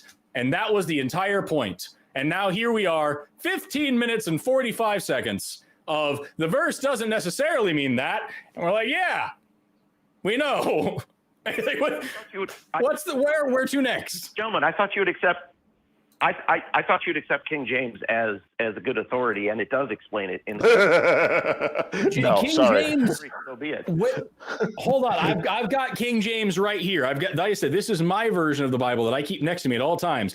Is a King James. So tell me exactly where in the King James version it specifically explains what pride means. Because my version, it doesn't have the word pride. It says it is not puffed up. Yeah, that's the definition of being arrogant, puffed up. Yes. What does that mean? There it is. Ta-da. Because again, we have an interpretation issue. Does it mean it in the sense that I could give it the charity to say puffed up means like you're full of yourself? Or does it mean puffed up as in actually physically inflated? And again, if you are proud of your child and you give your child a great deal of praise, maybe your child's going to get a big head. Is that a problem in the Bible? It's still open to interpretation. And even if I agree with you 100% that that's what this verse for sure means, and I just give it every benefit of every doubt, I guarantee we can find another verse that is equally as ambiguous in the King James Version. The entire argument Jim made was, hey, you could interpret this a little bit differently and it doesn't make a lot of sense. How are you sure your interpretation is the right one? And the guy didn't have an answer. And your entire call has been Jim's interpretation isn't the right one. And that is completely missing the point. No, Jim's saying it's ambiguous, and I'm saying it's obvious. Looking at the King James, It puffed up, obviously. Okay, so in one version of the Bible, which uses the word charity, not love, which you, at the beginning of your explanation, you said charity means love in this thing. So you are interpreting this, because it could mean charity. It could mean giving actual money to poor people. It could mean physical property changing hands from a rich person to a poor person, and that's what it actually means. And that is not an arrogant or puffed up process. It is humility to give of yourself to another, and that's the interpretation. But you are saying, no, this word charity means love and nothing else, and therefore puffed up means proud in the bad way and nothing else. So how do you know that when the Bible in the King James Version says charity in this verse, it means love and not working at a soup kitchen? Come on, guys. This requires some interpretation, and this isn't that hard, and you're just trying to be hard on. Oh, you mean it requires it? You mean it's not clear? It's not obvious, as the word puffed up is obvious? It requires interpretation? Funny how that works. Let's have a 14 fucking minute phone call telling you that you're interpreting something that you just said you're interpreting. It'll be great. Forrest, could you remind me, didn't I say something to the effect of all interpretations have bias? Yes, you did, Jim. You were very clear to say that, because that's fucking honest to say. Yeah. Yeah, and some because words can have many meanings, and you have to understand the meaning, and you have to understand the time and the place. And you're not doing, and you, by saying what you just said, you're still agreeing with me. I'm agreeing that you should look at everything, analyze it, and interpret it. Try to do minimal bias. Which, just to be clear, you have not done, because you haven't done the Latin and the Greek and the Hebrew that you said we need to do. Just throwing that out, just putting a little footnote in there. No. You agree that you need to analyze everything, unlike Mike. No, I'm going to analyze it for you. I'm going to do it for you, and I didn't mean to give you any work. Why? Oh, I've already done it. That's what I mean. I literally did quite a bit of it here just while we were on this conversation, because it's not hard to do in 2025, right? We can disprove all kinds of stuff very quickly, and this is the problem. But when you point out that the word pride has two meanings, you're agreeing with me, because I agree. Yes. That pride has two meanings, and that's the problem with the sentence, is it's not clear which meaning it's using. And you're saying it is clear, and you can offer nothing about it because there's nothing in the phrase, because it is a simple sentence as part of a definition of love. That's all that's there. I think it's clear by context. We're sitting here, which I just can't get over the fact that we're sitting here for 20 minutes now, arguing over whether or not you in fact interpreted not even gospel, a poem written 2,000 years ago from some guy to some other guy. That's what we're doing. That's what my life. I'm 32 years old. I've got hours left to live. And this is where we're at, is Jim interpreted something to demonstrate that it could be interpreted. And now for 20 minutes, we're like, hey, you interpreted this. Yes, I fucking did. Well, you could interpret it differently. That's entirely the point that I was making. Well, why didn't you interpret it this way? Why didn't you interpret any other part of the verse this way? Because it could be interpreted this way. Right, I agree with that. But you don't have to. Yeah, but you interpreted a different way. That's entirely the point. Yes, for 20 minutes. For 20 minutes, that's what we've been doing. We can even go to 13. So we're on chapter 13, verse 4. Let's take a look at verse 1 through 3. Let's see if there's some context here. No. If I speak in the tongue of men or of angels, but do not have love, I am only a resounding gong or a clanging cymbal. If I have the gift of prophecy and can fathom all mysteries and all knowledge, and if I have a faith that can move mountains, but do not have love, I am nothing. If I give all I possess to the poor and give over my body to hardship that I may boast, but do not have love, I gain nothing. And then, look, verse 4, love is patient. And I just want to throw out there, in all of that shit, it says charity in my version, which, again, Mike has no reason to believe means love, aside from the fact that that is his preferred interpretation of his preferred translation, of his preferred version of his preferred holy book. Not true. Not true. Okay, what reason do you have to interpret the word charity as love in the King James Version, Mike? Because charity and love seem to be the most similar as far as being the same word. Oh. Charity as in soup kitchen. Do you know what the word is They for seem love to in the be. Greek? Yeah. So you want to go back to the Greek? Do you know what the Greek word for love is? There's 5 words. Ancient Greek word? There's like Agape. There's Agape has nothing to do with charity. Agape is love. and agape is a God love. Eros is an erotic love. Hermes is a I don't know about that. A brotherly love. There's another one. There's all kinds of love. The literal interpretation here is agape. We're not talking about the later Christian versions to differentiate between the different types of love. But either way, agape is love. That's the word that's used. Okay. I'm with Forrest. I didn't mean this to go on so long. I apologize, Forrest. You did talk a lot, but it's just, it's the Yeah, context fuck me, right? I hosted the show as a host where I talk. Yeah, thanks so much for calling, Mike. When you call to actually talk about interpretation, I agree that the problem is in the interpretation. You are in fact agreeing with me, and that there are many different ways to interpret a word. Is the problem when you make generalities like the Bible does? Because whenever the Bible says something good, it is almost always a generality that is useless to apply to real life. That's just a fact. Thank you for agreeing with us in the stupidest way possible for 24 minutes, Mike. Have an awesome rest of your day. Bye-bye. But fuck me for talking. How dare I? Let's take we have 5 minutes left. So let's take the last call. We may run a little bit over, but are you cool with doing that? One more? Absolutely. Which one are you thinking of? I'm thinking about Joshua, who wants to know, do we need God to be moral? Joshua, you're on the Atheist Experience with Forrest and Jim. How are you today? I'm good. How are you, Forrest? I noticed you're a little heated. I get frustrated when it's just such a fucking boring call with one note for 20 minutes and the audience is just having to sit there with it. And this dude is just so passionate about being right when he's agreeing with us the whole time. It's weird. It's just weird and it's boring. I don't like being bored. I'm going to die real soon. And I want to kind of fill my time with something more fun. Yeah. So I know I don't have that much time, but the idea kind of like, Jesus comes and he's like, I have come. I know scripture is going to come in here, but like the idea is like, I come for those who have need of physician. Those who do not need a physician do not need help.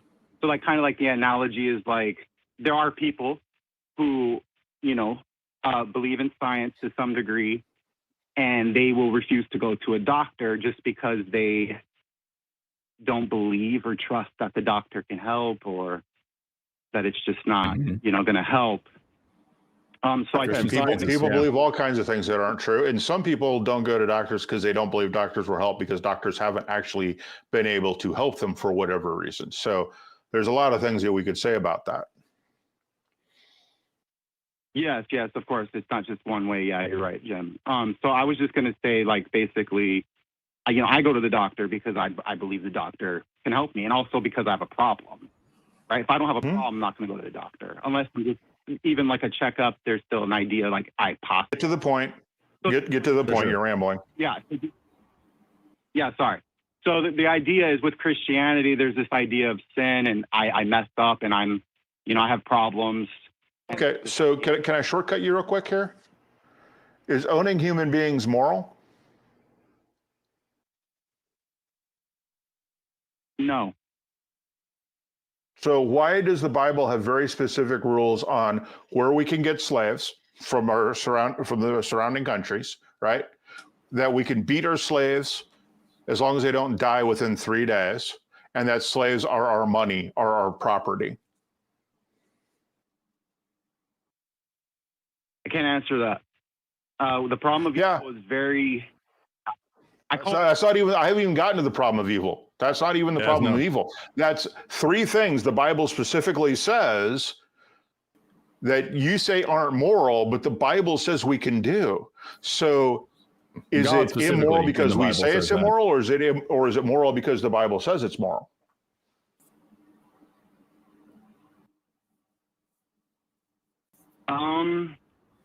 Is it moral because because the Bible says it's immoral. I think it's a Bible doesn't say it's immoral, it says it is moral. It is okay to own human beings. You can use them as your money. You can get them from the nations that surround us, and you can beat them as long as they don't die within 3 days. And just to nip it, I'm sorry to cut you off, Joshua, but just to nip it in the bud, because I can already see the comment section about like, oh, it doesn't mean that kind of slavery. It is very clearly talking about chattel slavery. There's different rules for Hebrew slaves and non-Hebrew slaves. It specifically says of non-Hebrew slaves and of Hebrew slaves who want to stay with their wife and children after exiting slavery, that they are your property to be passed on to your children. They are your owned property forever. Very, very clear about that. I don't know. I mean, I think this is a strong objection to Christianity, Judaism. So here's the thing: is that the thing you have written in the call screen here, the thing I have written for you as the topic of the call is: do we need God to be moral? So let me ask you: do you need a God which condones slavery, a God which is pro-genocide, a God which is pro-rape, a God which is pro-sex slavery, a God which is pro-misogyny? Do you need that God to tell you how to be moral? Or do you think, as I think, that the sins of this God far outweigh my own, and I can figure out morality for my damn self? I think if I was to believe what you just said, I would also agree with you, Forrest. Yes. If I believe that about God, I would not worship God. Okay, great. I would not believe in him. Why do you not believe what I just said? Why do you not believe what I just said about God? Because I take more of an agnostic position. I think you're making a lot of Do you believe that the Bible is true? Yes. Do you believe that the God character in the Bible, the way the Bible describes and depicts God, is an accurate representation of who and what God really is?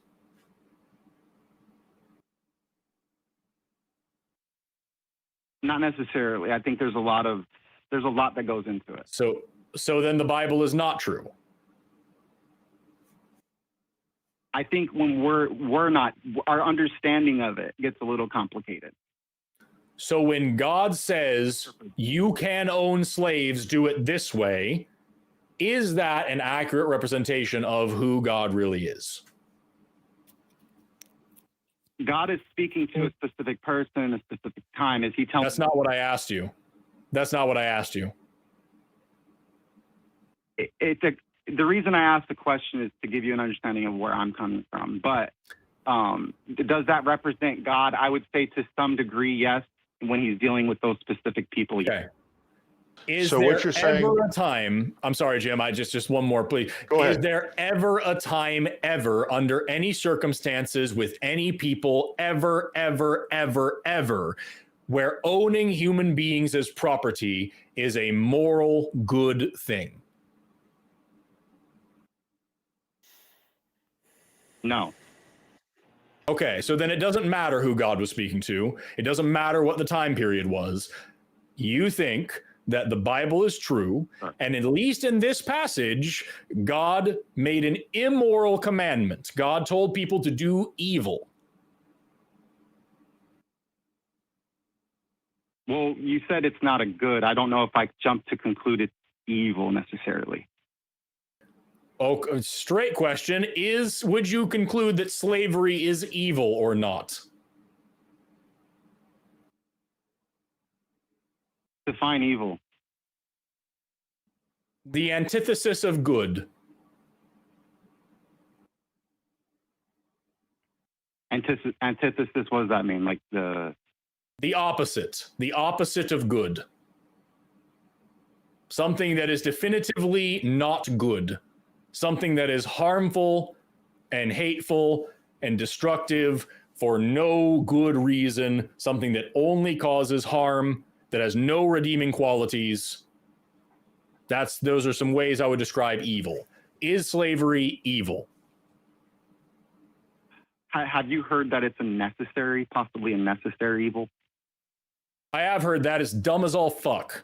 It's really gross and stupid, and it's completely unjustifiable to defend. It is an indefensible claim. And anybody who makes that claim is an idiot and shouldn't be listened to just based on that claim. I'll go farther.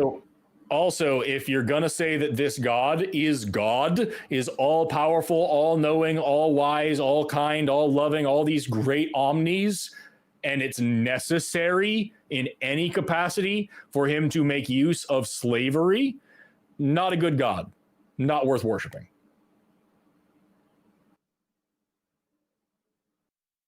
Okay.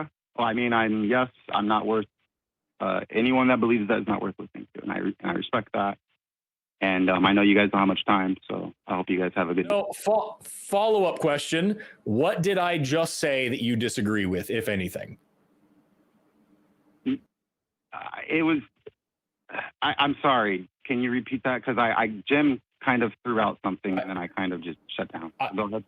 I said that if there is the God, and this God thinks that slavery is necessary in any capacity, for any reason, at any time, that God is not worth worshiping. It's not a good God. Do you disagree with that?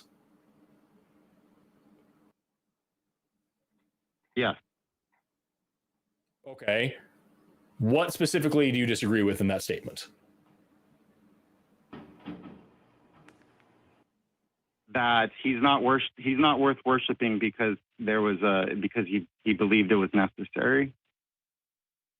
Why would you worship a slaver?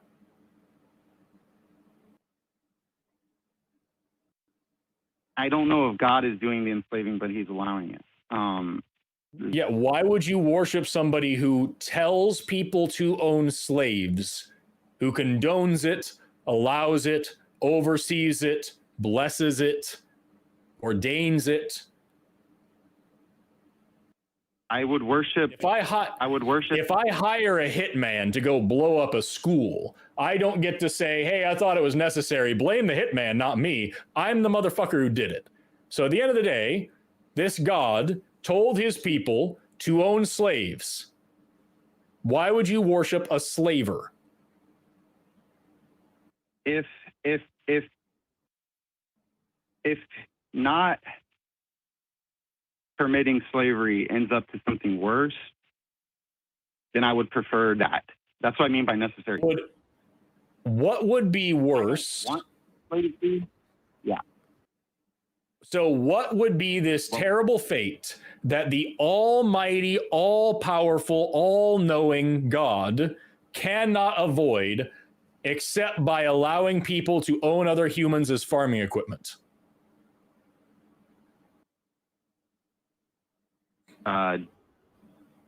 Just massive murder. You mean the ones that he also condones? When he tells people to go slaughter an entire civilization, every man, woman, child, and infant, and all of their donkeys, and all of their cows, and all of their horses, and salt their fields so that nothing grows, kill every baby, kill every crop, let nothing live in that city ever again because they don't worship him? Or do you mean like the mass murder when he drowned the entire planet, including not just all the people, but all of their babies, and all of the animals, and every other living thing with breath in its nostrils around the entire world because, as it says in the Bible, he regretted making humans? Would it be mass murder and mass death like those things that he is trying to avoid by allowing people to own slaves? In a sense, I think there's consequence to. There's naturally there's going to be things that follow from, preventing a certain thing like slavery. I think men are going to rebel, and I'm not sure what kind of. I would just think that who could stop such a rebellion? Would it be the people with iron all-powerful chariots, God? Forrest? Yeah, Forrest, exactly. people with iron chariots. Yeah. Yeah, here's the thing, dude. It's there is no defense of this. If you believe that the Bible is true, then very clearly this God is a monster. This God has killed way more people than Satan ever did in the Bible. God kills at random sometimes. God kills because of his pride and his ego and his just desire to destroy. God condones slavery. God condones genocide. God condones misogyny. God condones homophobia. God is an asshole throughout the Bible. And even if you want to say, well, humans did this and that, and people did these other things, and like there's a consequence, if you end up on God is all powerful, then inevitably it is his fault. If somebody is murdering or raping or hurting somebody and I see it and I have the power to stop it and I don't, I am at least partly responsible.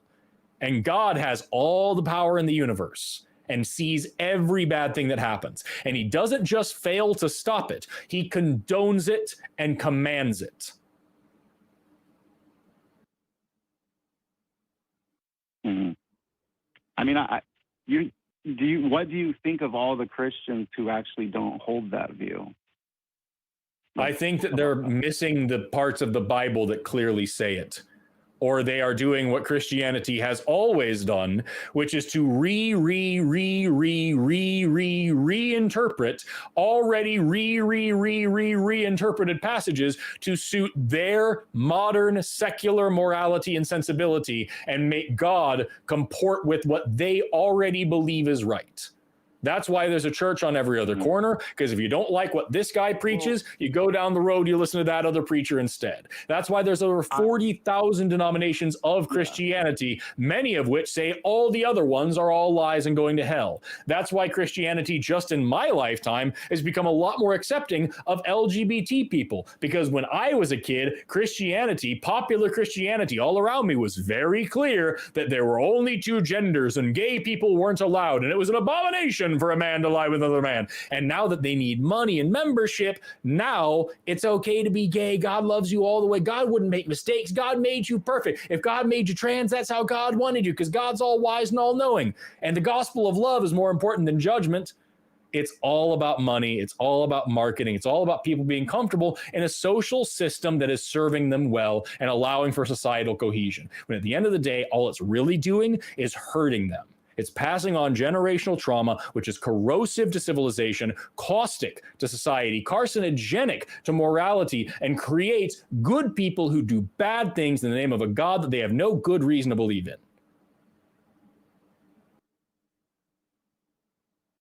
I mean, if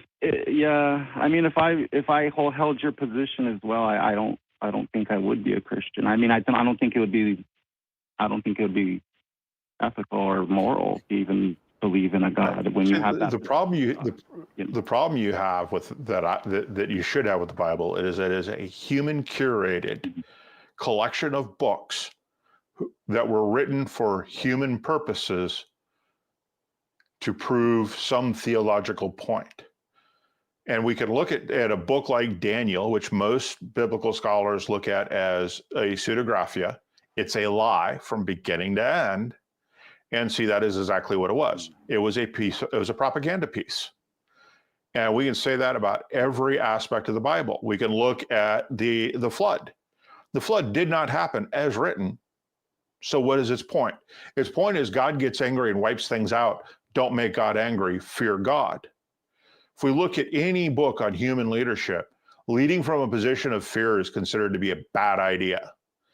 You don't want to create a culture of fear in an organization, and it will not function for very long. It just doesn't work that way. And yet God appears to be doing that in the flood.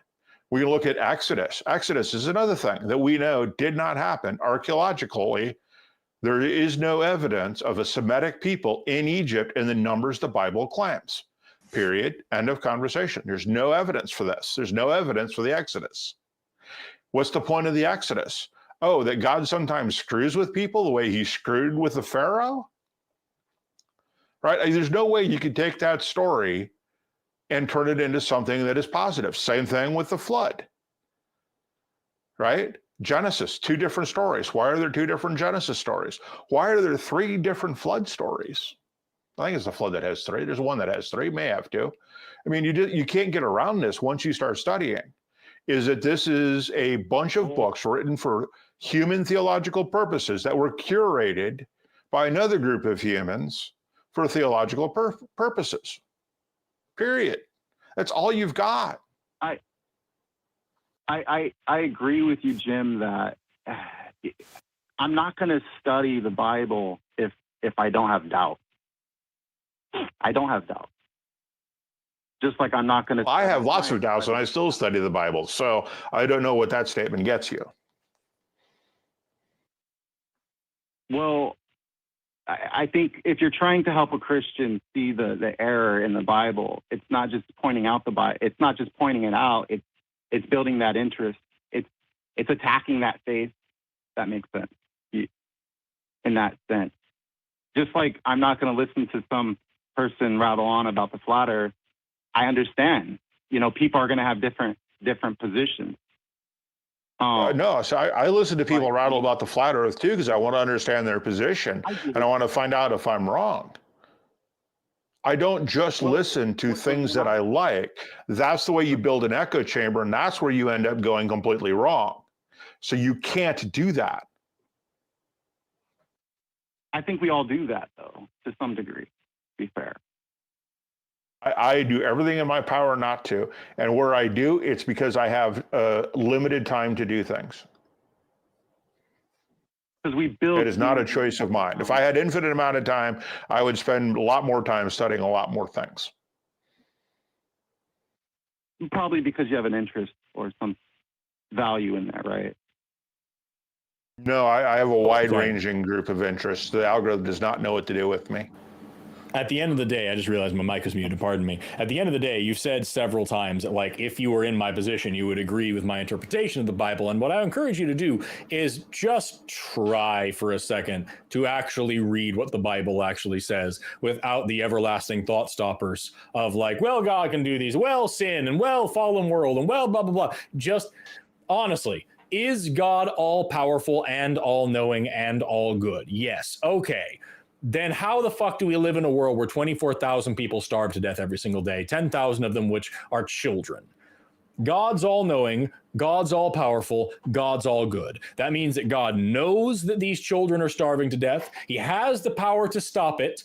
And we're also saying that he's good. So either he's not actually good, or not actually all powerful, or not actually all knowing, or still children starving is actually a good thing. Which one is it? And are you willing to actually grapple with that question in a real way? Or are you willing to just say, you know what? I believe it because I believe it because I believe it because I believe it, and God's good all the time, and all the time God's good, and whatever fucking happens in the world doesn't matter. Whatever happens in the Bible doesn't matter because God's good. Yeah. No, I do. I have a girlfriend, and we talk about it a lot. I think it's a very interesting it's a very interesting thing to think about. If you want to talk about faith, I'm happy to do so. I've got to go. That's the end of my time. But if you want me to talk about faith with you, I'd be happy to do so. I host this show the first Sunday of every month. I'm happy to talk about it with you. But at the end of the day, you have to admit, if you think the Bible is true, God's not a good guy. And if you don't think the Bible is true, and we just judge God by the world that we live in, God's not a good guy. There's no way to slice it. If God is all powerful, he bears all the responsibility. The buck stops with him, and he's dropping the ball on every fucking opportunity he has. Jim, do you want to continue on? Because I can fuck off, and you can talk to this guy with Jim. I mean, yeah, we can continue this conversation if. I guess we'll let Jamie the Blind Limey show up. That sounds great. We apologize for this, everybody, but we're about to show Jamie the Blind Limey, so look away and keep small children. Jim, you are so sweet. Jim, it's fantastic. It's fantastic working with you as always. I can't wait to do it again sometime, man. Same here, Forrest. Have a good one. Bye. Righto. So do we still have Joshua on the line? So Joshua, do you have anything to say about? I mean, you didn't really directly answer Forrest's rant about the problem of evil, which we have finally gotten to, by the way, and how that applies to this omni-God that you well, first, do you believe in the omni-God? Yeah. So how do you reconcile the problem of evil? However you want to define evil, because as long as evil exists, the omni-God can't. So it doesn't matter how you define evil. Well, I recently heard that God is not obliged to prevent all evil. So he's not omnibenevolent. This- How does his omnibenevolence not oblige him to prevent evil? Yeah, so this idea of goodness, right? Is that the omni you brought up? Omnibenevolence, all good, yes. So could you think of a possible circumstance where a doctor could prevent evil and he chose not to, just because That doctor would be sued out of existence. Yeah. They are not allowed. I mean, that would go against their Hippocratic oath. Yeah, first do no harm. If you're talking about a doctor doing something that causes some harm to prevent a greater harm, like chemotherapy to a cancer patient, that's not what we're talking about. And you're presupposing divine command, that these terrible things happen for a good reason that we just don't know about. And I don't accept that. No, I'm not going to go into that. I'm going into the idea: does he have an obligation? Does God have an obligation? That's Like kind of like that's the omni. Omni means all. That's the omni. That's part of being all good. No He does have an exceptions. obligation. Yes. Well, it's kind of like a security guard. My analogies are going to fall short. I'm sorry. I'm horrible analogy. Because all of the people that you mentioned, security doctors and security guards and police officers and soldiers and all these people do not have infinite power and infinite goodness. This is one of the reasons why the triomny falls down logically, because it just can't be all three. So how do you square it? If we're putting in the addition of the all three that he ought to prevent evil, I would say yes. I would say I agree. Because if God did, if he did have an obligation to prevent evil, and there is evil, then yeah, that would disprove his existence, because there's that. But I don't know if God has an obligation to prevent it. Then he's I don't not know if omnibenevolent. How is he not? How? Yeah, we were just going to say ask the exact same question, Jamie. How is he all good if he doesn't have an obligation to do good and prevent evil? How is that all good? Well, let me ask you a question. I'm not going to be able to answer the question directly. It's because I don't quite understand it fully, but it's something that I just recently thought about. It's kind of like, do you believe? Okay, for one, you don't believe God created us, but just hypothetically, let's just say God did. Would you say God had an obligation to create the universe? I don't know if creating the universe is a good thing or a bad thing. It is a thing, but I do not know if it is a good thing or a bad thing. I don't put a good or bad quality on it just because of the way I define good and evil. So I don't know. Now, in terms of God and good and evil, well, now we're adding another characteristic onto that. I don't know if the most benevolent thing, the kindest thing that you could do is to not create the universe. However, if you are going to create a universe and you're omnipotent and you're omniscient and you're omnibenevolent, then yes, you have an obligation to create a universe that does not have evil in it, because that's part of being omnibenevolent. Well, you've got to separate. Is it? Go ahead. You've got it. So when you say omnibenevolent, that also is it good to not want to prevent evil? Is it good to not want to prevent evil?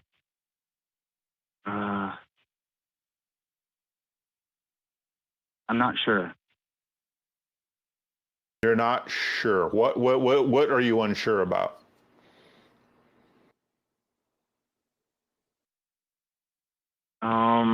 I guess the question is a little confusing. Why is it confusing?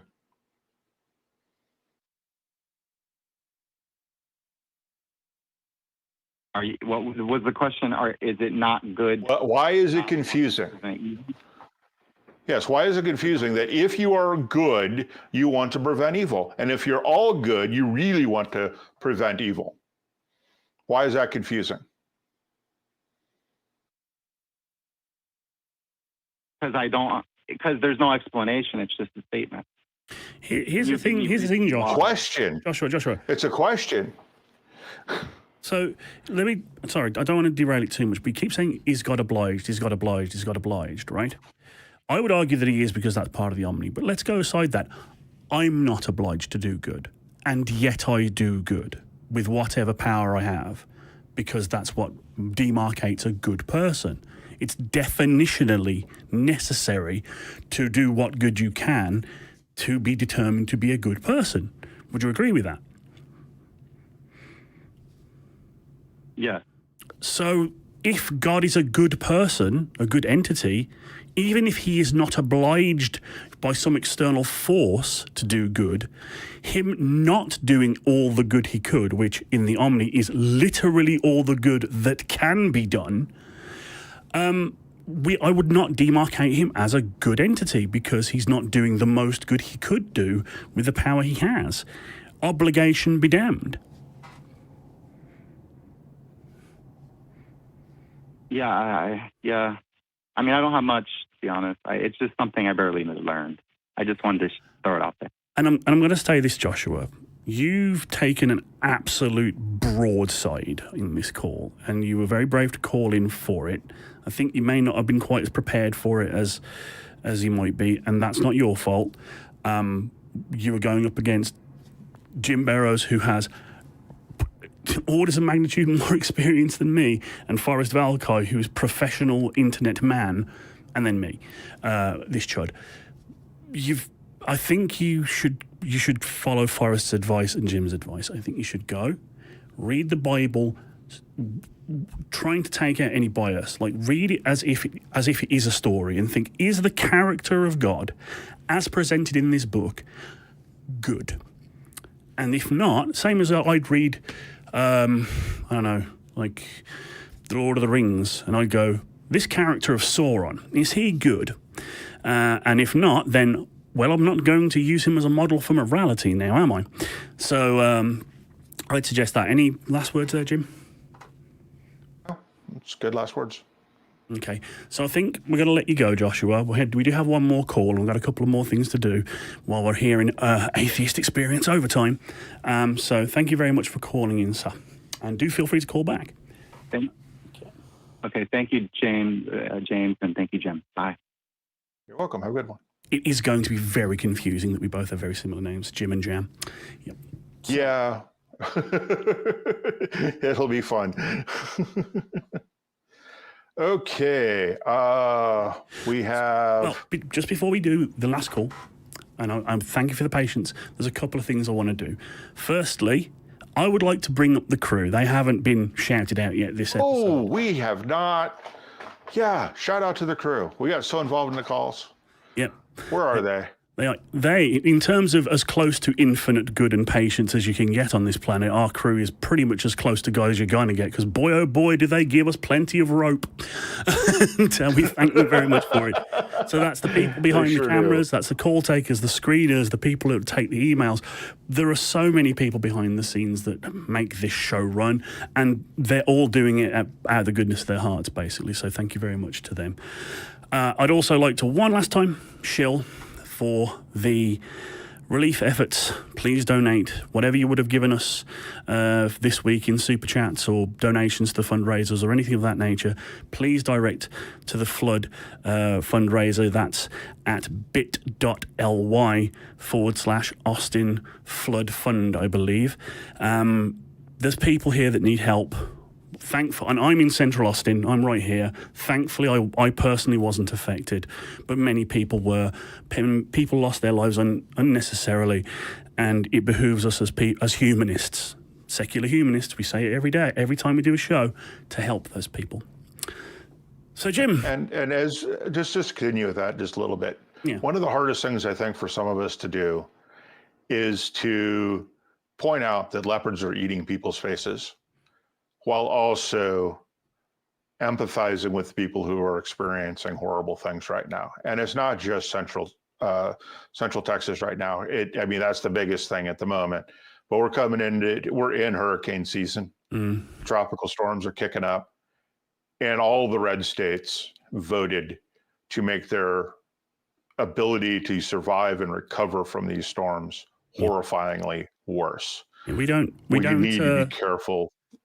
Be careful, because that's a fine line, and I don't know that I'm going to make that fine line every time, because I can be a sarcastic SOB on occasion, but we just do need to be aware that we want to err on the side of empathy. Yeah, we don't condone any. We've got to be very, very careful about how we phrase this, but we can criticise policy, and the policies that have been put in. It wouldn't matter who put them in, have hurt people who voted to have those policies put in, and we mustn't lose our compassion. It behooves us to put our money where our mouth is, be empathetic to everyone. Right. Yep. While also gloating a little bit. I mean, be careful with that. There's a fine line between, right now, because, hospitals are closing. Rural hospitals are closing. That's going to hurt real people. And is this because of what actions people have taken? Yes. Let's be careful while we're pointing out that leopards are eating their faces, that there are also real human beings on the other side of that who are actually being hurt and having bad things happen to them. I don't know where that line is. I'm not trying to draw that line. I'm just asking us to be where there is a line, and let's be on the correct side of that line. Yeah. Anyway, let's go on. Let's pick up Owen calling in from Owen in Canada. If I hit, there we go. The button hit right. Owen, purpose of life is fine tuning. How do you know that life has a purpose, and how do you know what is fine tuning, and how do you know it's fine tuning? Well, first of all, I thought I'd ask you guys how you're both doing today. Doing good. Feeling pretty lucky, considering I was in the middle of it all. It was pretty scary.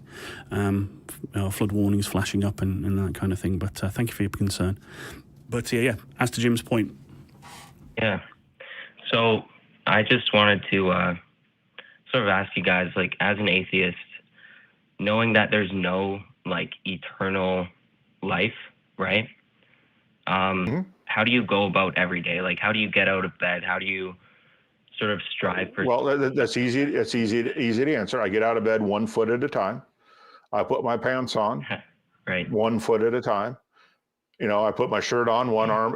Throw it up. It's just the way everybody else does. The question of and I take great enjoyment in it, because this is my only life, and I had better enjoy it, because there's not anything coming after it. So that's how I live it, one day at a time, just like, every other human I'm aware of. Mm. Yeah, I mean, I would class myself as an optimistic nihilist. I do not feel there's any intrinsic value in anything particularly. Things only have value that are ascribed to it by either themselves internally or by external judgments. So that, rather than making me feel like, nothing's worth doing and everything, it's completely the opposite. The world is a blank canvas for me to paint upon. It is infinite possibilities, because nothing really matters. It means everything can have the meaning I want to give it to. So that's what gets me out of bed in the morning and makes me feel like life is worth living, is that it is all on me to make the world a better place. I can justify that because I'm a humanist. I can go, okay, I know what suffering feels like. It sucks. I want to have less of that. I know what joy feels like. I'd like to have more of that. Let's go do that, shall we? So, right. And to be freed from the shackles of a wagging finger, like, no, God says a bad thing, do. Again, that brings us back to the last call and all about morality. But go ahead, Owen. Yeah, that's fair. So it's sort of like, I think Brian Greene said something like that, if I'm pronouncing his name right, on a podcast. I remember him saying, well, sometimes you used to make supper, right? So it's sort of about continuing your day and continuing living on in an optimistic way, would you say? Wherever I can be. Yeah. I mean, yeah. We're not perfect. I'm a flawed meat mech, water-cooled beef computer. I'm prone to things like laziness and bad thinking and all kinds of, deleterious thought patterns. If I can recognize them when they're happening, I'll try and avoid them, but sometimes it happens. But I generally try and stay as optimistic as I can, yeah. Okay. Because I don't want to sound ignorant with the way I phrased it. originally with getting out of bed. But I feel like objectively, we can agree that if there is no God, therefore there would be no purpose, because in an objective sense, right? No matter what you do on this earth, you could be the highest achiever among all human beings. Mhm. There would be an eventual, let's say, the sun expands and consumes the earth, right? Or the heat death of the universe. For Everything dies. Yes. eventually, Everything dies. yeah, yeah. So if there is a point to where you would never know you would have existed in the first place, and future generations will be gone as well. I'm just curious as to the movement of atheists that are currently sort of distributing across the world. They seem to have a sense of purpose and drive that I don't think you could logically have this, like, knowing that. You don't think it's logical to have a desire to know as many true things as possible and as few false things as possible? I think that's logical, but I think that belief and act are very closely related. Yes, beliefs. Beliefs inform action. Beliefs inform actions. Actions have consequences. Yeah, but I still don't know what your point is. Yeah. Well, if I said I believed it was raining outside, right? Mm-hmm. Okay. It's raining out. You said it's raining outside. So what? Yeah. So if I walked out without an umbrella, that might tell you that I don't actually believe it's raining outside, right?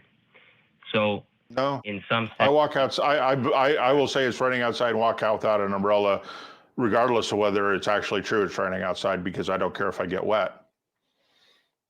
Right. I mean, I was wet in the morning when I took my shower, so why would I care if I get wet from a sky shower? So that's literally my attitude. So whether I say I think it's raining outside and then walk out without an umbrella, it has absolutely nothing to do on my belief, nor does that necessarily have anything to do with anybody else's belief. They may say it's raining outside and still decide to walk outside because they want to go singing and dancing in the rain. So those two things aren't necessarily true. But if they say, I think it's raining outside, and they're surprised when they get wet, okay, that, again, human nature, I don't, again, understand what your point is. Yeah, my point was trying to tie belief to action. I understand certain things can objectively be true, even if, if everyone said that 1 + 1 is 3, it doesn't make it true, right? Yeah, however, but again, I've already stated that beliefs inform actions and actions have consequences. So why are you trying to tie these two things together when I've already agreed with you that they are in fact tied together? Because I think it relates to the lifestyle of human beings, as we do live as if there is a purpose. And I think most people do live that way. Yes, because we choose what our purpose is. Right now, my purpose is to have a conversation with you. In about an hour, my purpose is going to be to have dinner. So, yeah, I assign my purpose, and so do many people. So what? I believe that in human beings, there's an intrinsic orientation that we have towards. Based on what? The supernatural creator, towards a God. Based on what? Now, yeah, does that follow a line of critical thinking? No, I'm asking you to prove your statement. Yeah. You just made a claim. Now I need you to prove it. Right. Well, I think that the foundational basis of my claim would be that, and I don't want to keep restating it over and over. We could move on after this if you'd like, but it would be that if God didn't exist, it's very interesting that we live like there is one. So now you've made a claim, and now you've made a second claim. And in an attempt to prove your first claim, you've made a second claim that now needs more evidence. So you've done yourself absolutely no favors. Do you want to return back to the first claim and attempt to give us evidence for that? Or do you want to keep making claims in an attempt to prove claims? Yeah, I apologize for that. So Okay.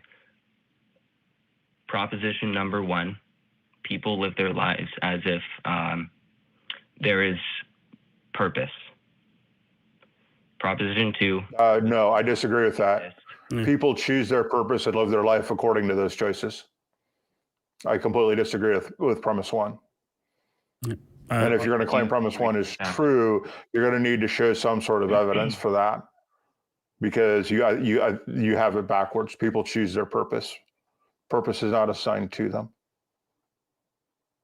Right. But when you say choose your purpose, could you define what you mean by that? Because do you believe it? Yes, I am choosing to have a conversation with you, and that is my current purpose. Right. So you view it as sort of one thing at a time, right? I think we may. You could also say that my purpose is to have a career developing software. I think we may be construing the idea of purpose as an assigned thing with reasons. As Right, and it's not. And it's not, yeah. We do things for reasons, like I eat because I am hungry. That is the reason I ate. I play video games because I like to have fun. That is the reason. But no one is assigning those things to me outside of just the natural processes of my body and brain. I mean, I'm also a determinist. I live as if I have free will, even though I kind of believe I don't, because it's just more convenient to do so. If people want to say, it's my purpose, I'm living as if there's a God, that doesn't mean there's a God. That just means that that's the best way that people are conceptualizing it. God is just the placeholder for knowledge. It's the excuse people give when they don't understand what's going on and go, well, it must be some higher power. And God, as you know, God of the gaps, is shrinking daily. We are getting better explanations, better models, closer to the actual truth. And to say that everyone has a purpose, construing everyone does things for a reason with there's a dude telling you what you're supposed to do, I don't accept that. Right. So could I redefine my definition of purpose? Okay. So when I use purpose in this context, I am implying a sort of meaning in some sense. That'd be the definition of purpose, right? Mm-hmm. Yeah. So for an example, if you're suffering, right? I think everyone listening right now, as well as you guys, you've had times in your life where things aren't going too good, right? And you sort of, but in some sense, you keep carrying on. And I think that, you know, I don't see how, as human beings, we could do things like that if it wasn't, if there wasn't a drive towards the divine. It's a drive towards survival. Are you familiar with the argument from ignorance? For ignorance? Are you familiar with logical fallacies? Let me start there. Yes, and I'm probably making some right now. Okay. Yeah, do you know what the argument from ignorance is? I would say, but no. It's literally saying, I don't know, therefore X must be true, which is what you just did. You don't know how else we could persevere through bad times without, therefore God. That is the claim you just made, the fallacy you just made.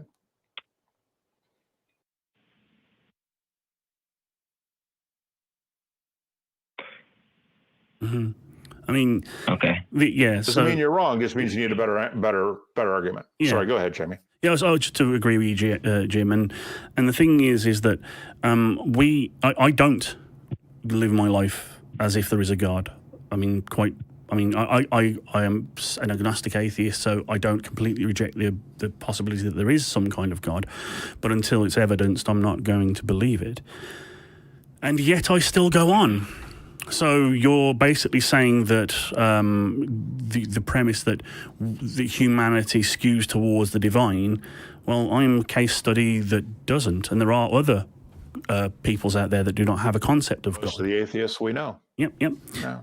So when you're talking to someone who, unless you, and I don't think you are, unless you're saying that I am either lying or mistaken about myself, then where does it come from? I am living proof that I can hold these thoughts of nothing really matters. I don't have an intrinsic purpose. Everything that I do is something that I'm going to come up with, or is in a reaction to the physical world around me. And you're essentially saying that no, you're wrong. That's not why you do things. And I'm like, pretty sure I do. So what do you say to that? I mean, am I mistaken or am I lying? Yeah. I think I'm having a hard time trying to get this point across. So would you say that there's no, like, for every individual, would you say that in some sense they believe or they act as if there is meaning to life? We could just start there. Yeah. And by meaning to life, I mean, you could classify that in many different ways. It could be subjectively for everybody. Yeah, I mean, in that most people want to continue living and doing things with that time. I would put that down to evolutionarily advantageous. It's just we want to survive. Like, we want to survive. We want to pass our genes on. And I would say, stop playing antics with semantics. It's beneath you, because there's no difference between acting as if there's a meaning of life and purpose of life.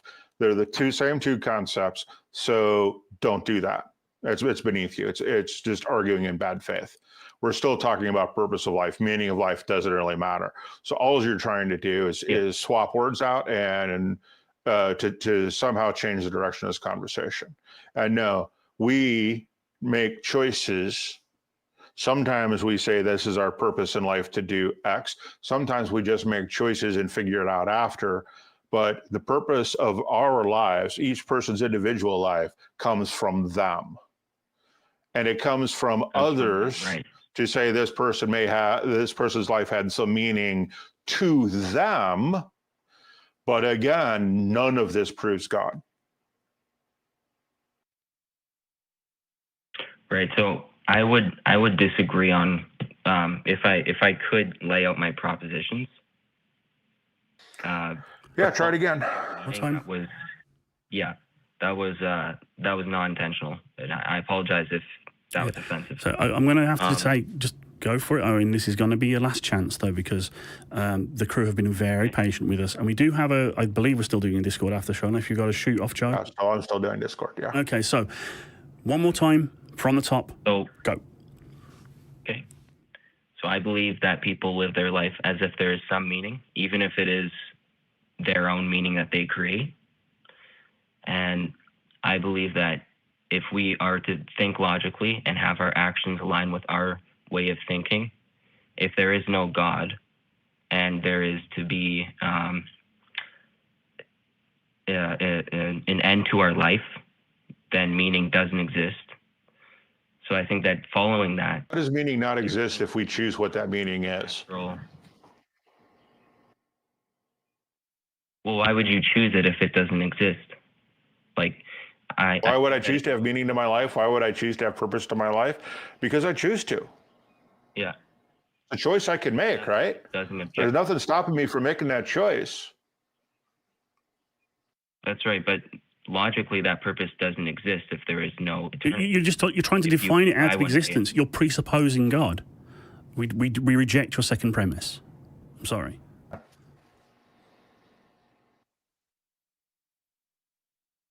All right, well, thank you very much. Okay, you take care. And call again. It was a great conversation. Yep. I think that was a good thank you. Good capstone. Yeah. Thank you very much for calling, man. Yeah, I apologize. Yeah, I saw that call. I saw him pop up just as we were trying to wind up with that last call with Forrest. I was like, oh, this could be really, really good. Yeah. And it was. Yeah. So I'm glad I was right. Positive. I've got a couple of thoughts on a couple of the other calls before we just thing out. Right at the start, Will. Of course. We were slightly in that with Owen just now. I really don't like it when people just take something tangible and slap the name God on it just to make God real. If I write the word hair on my slap dome, it doesn't make me Fabio. And with Watcher and his God that can and cannot be so many things, you better watch out because Schrodinger will kill God like a cat in the box, maybe. Yeah, pretty much. So, do you have any final pearls of wisdom for us, Jim, before we go off to the Discord? No, we had some fairly decent calls, some fairly decent conversations, which is good. We don't always get that. And that's always the fault of the callers. So I'd like to thank the callers for calling in and providing good conversations. But if you think that a thing can be true and not true at the same time, you've got some issues in your critical thinking skills. Absolutely. So do we have any closing comments?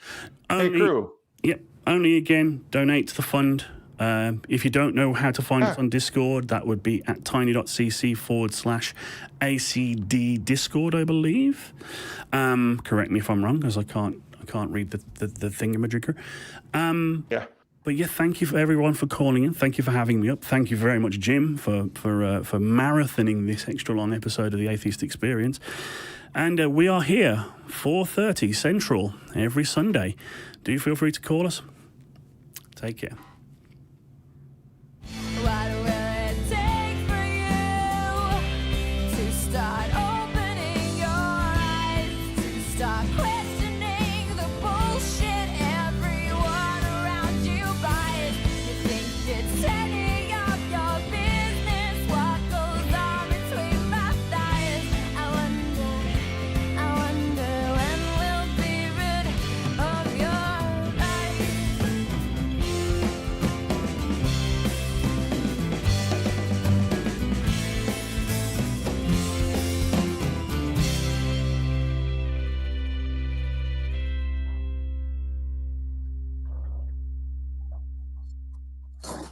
Watch Talk Heathen live Sundays at 1 p.m. Central. Visit tiny.cc/YTTH and call into the show at 512-991-9242 or connect to the show online at tiny.cc/callth.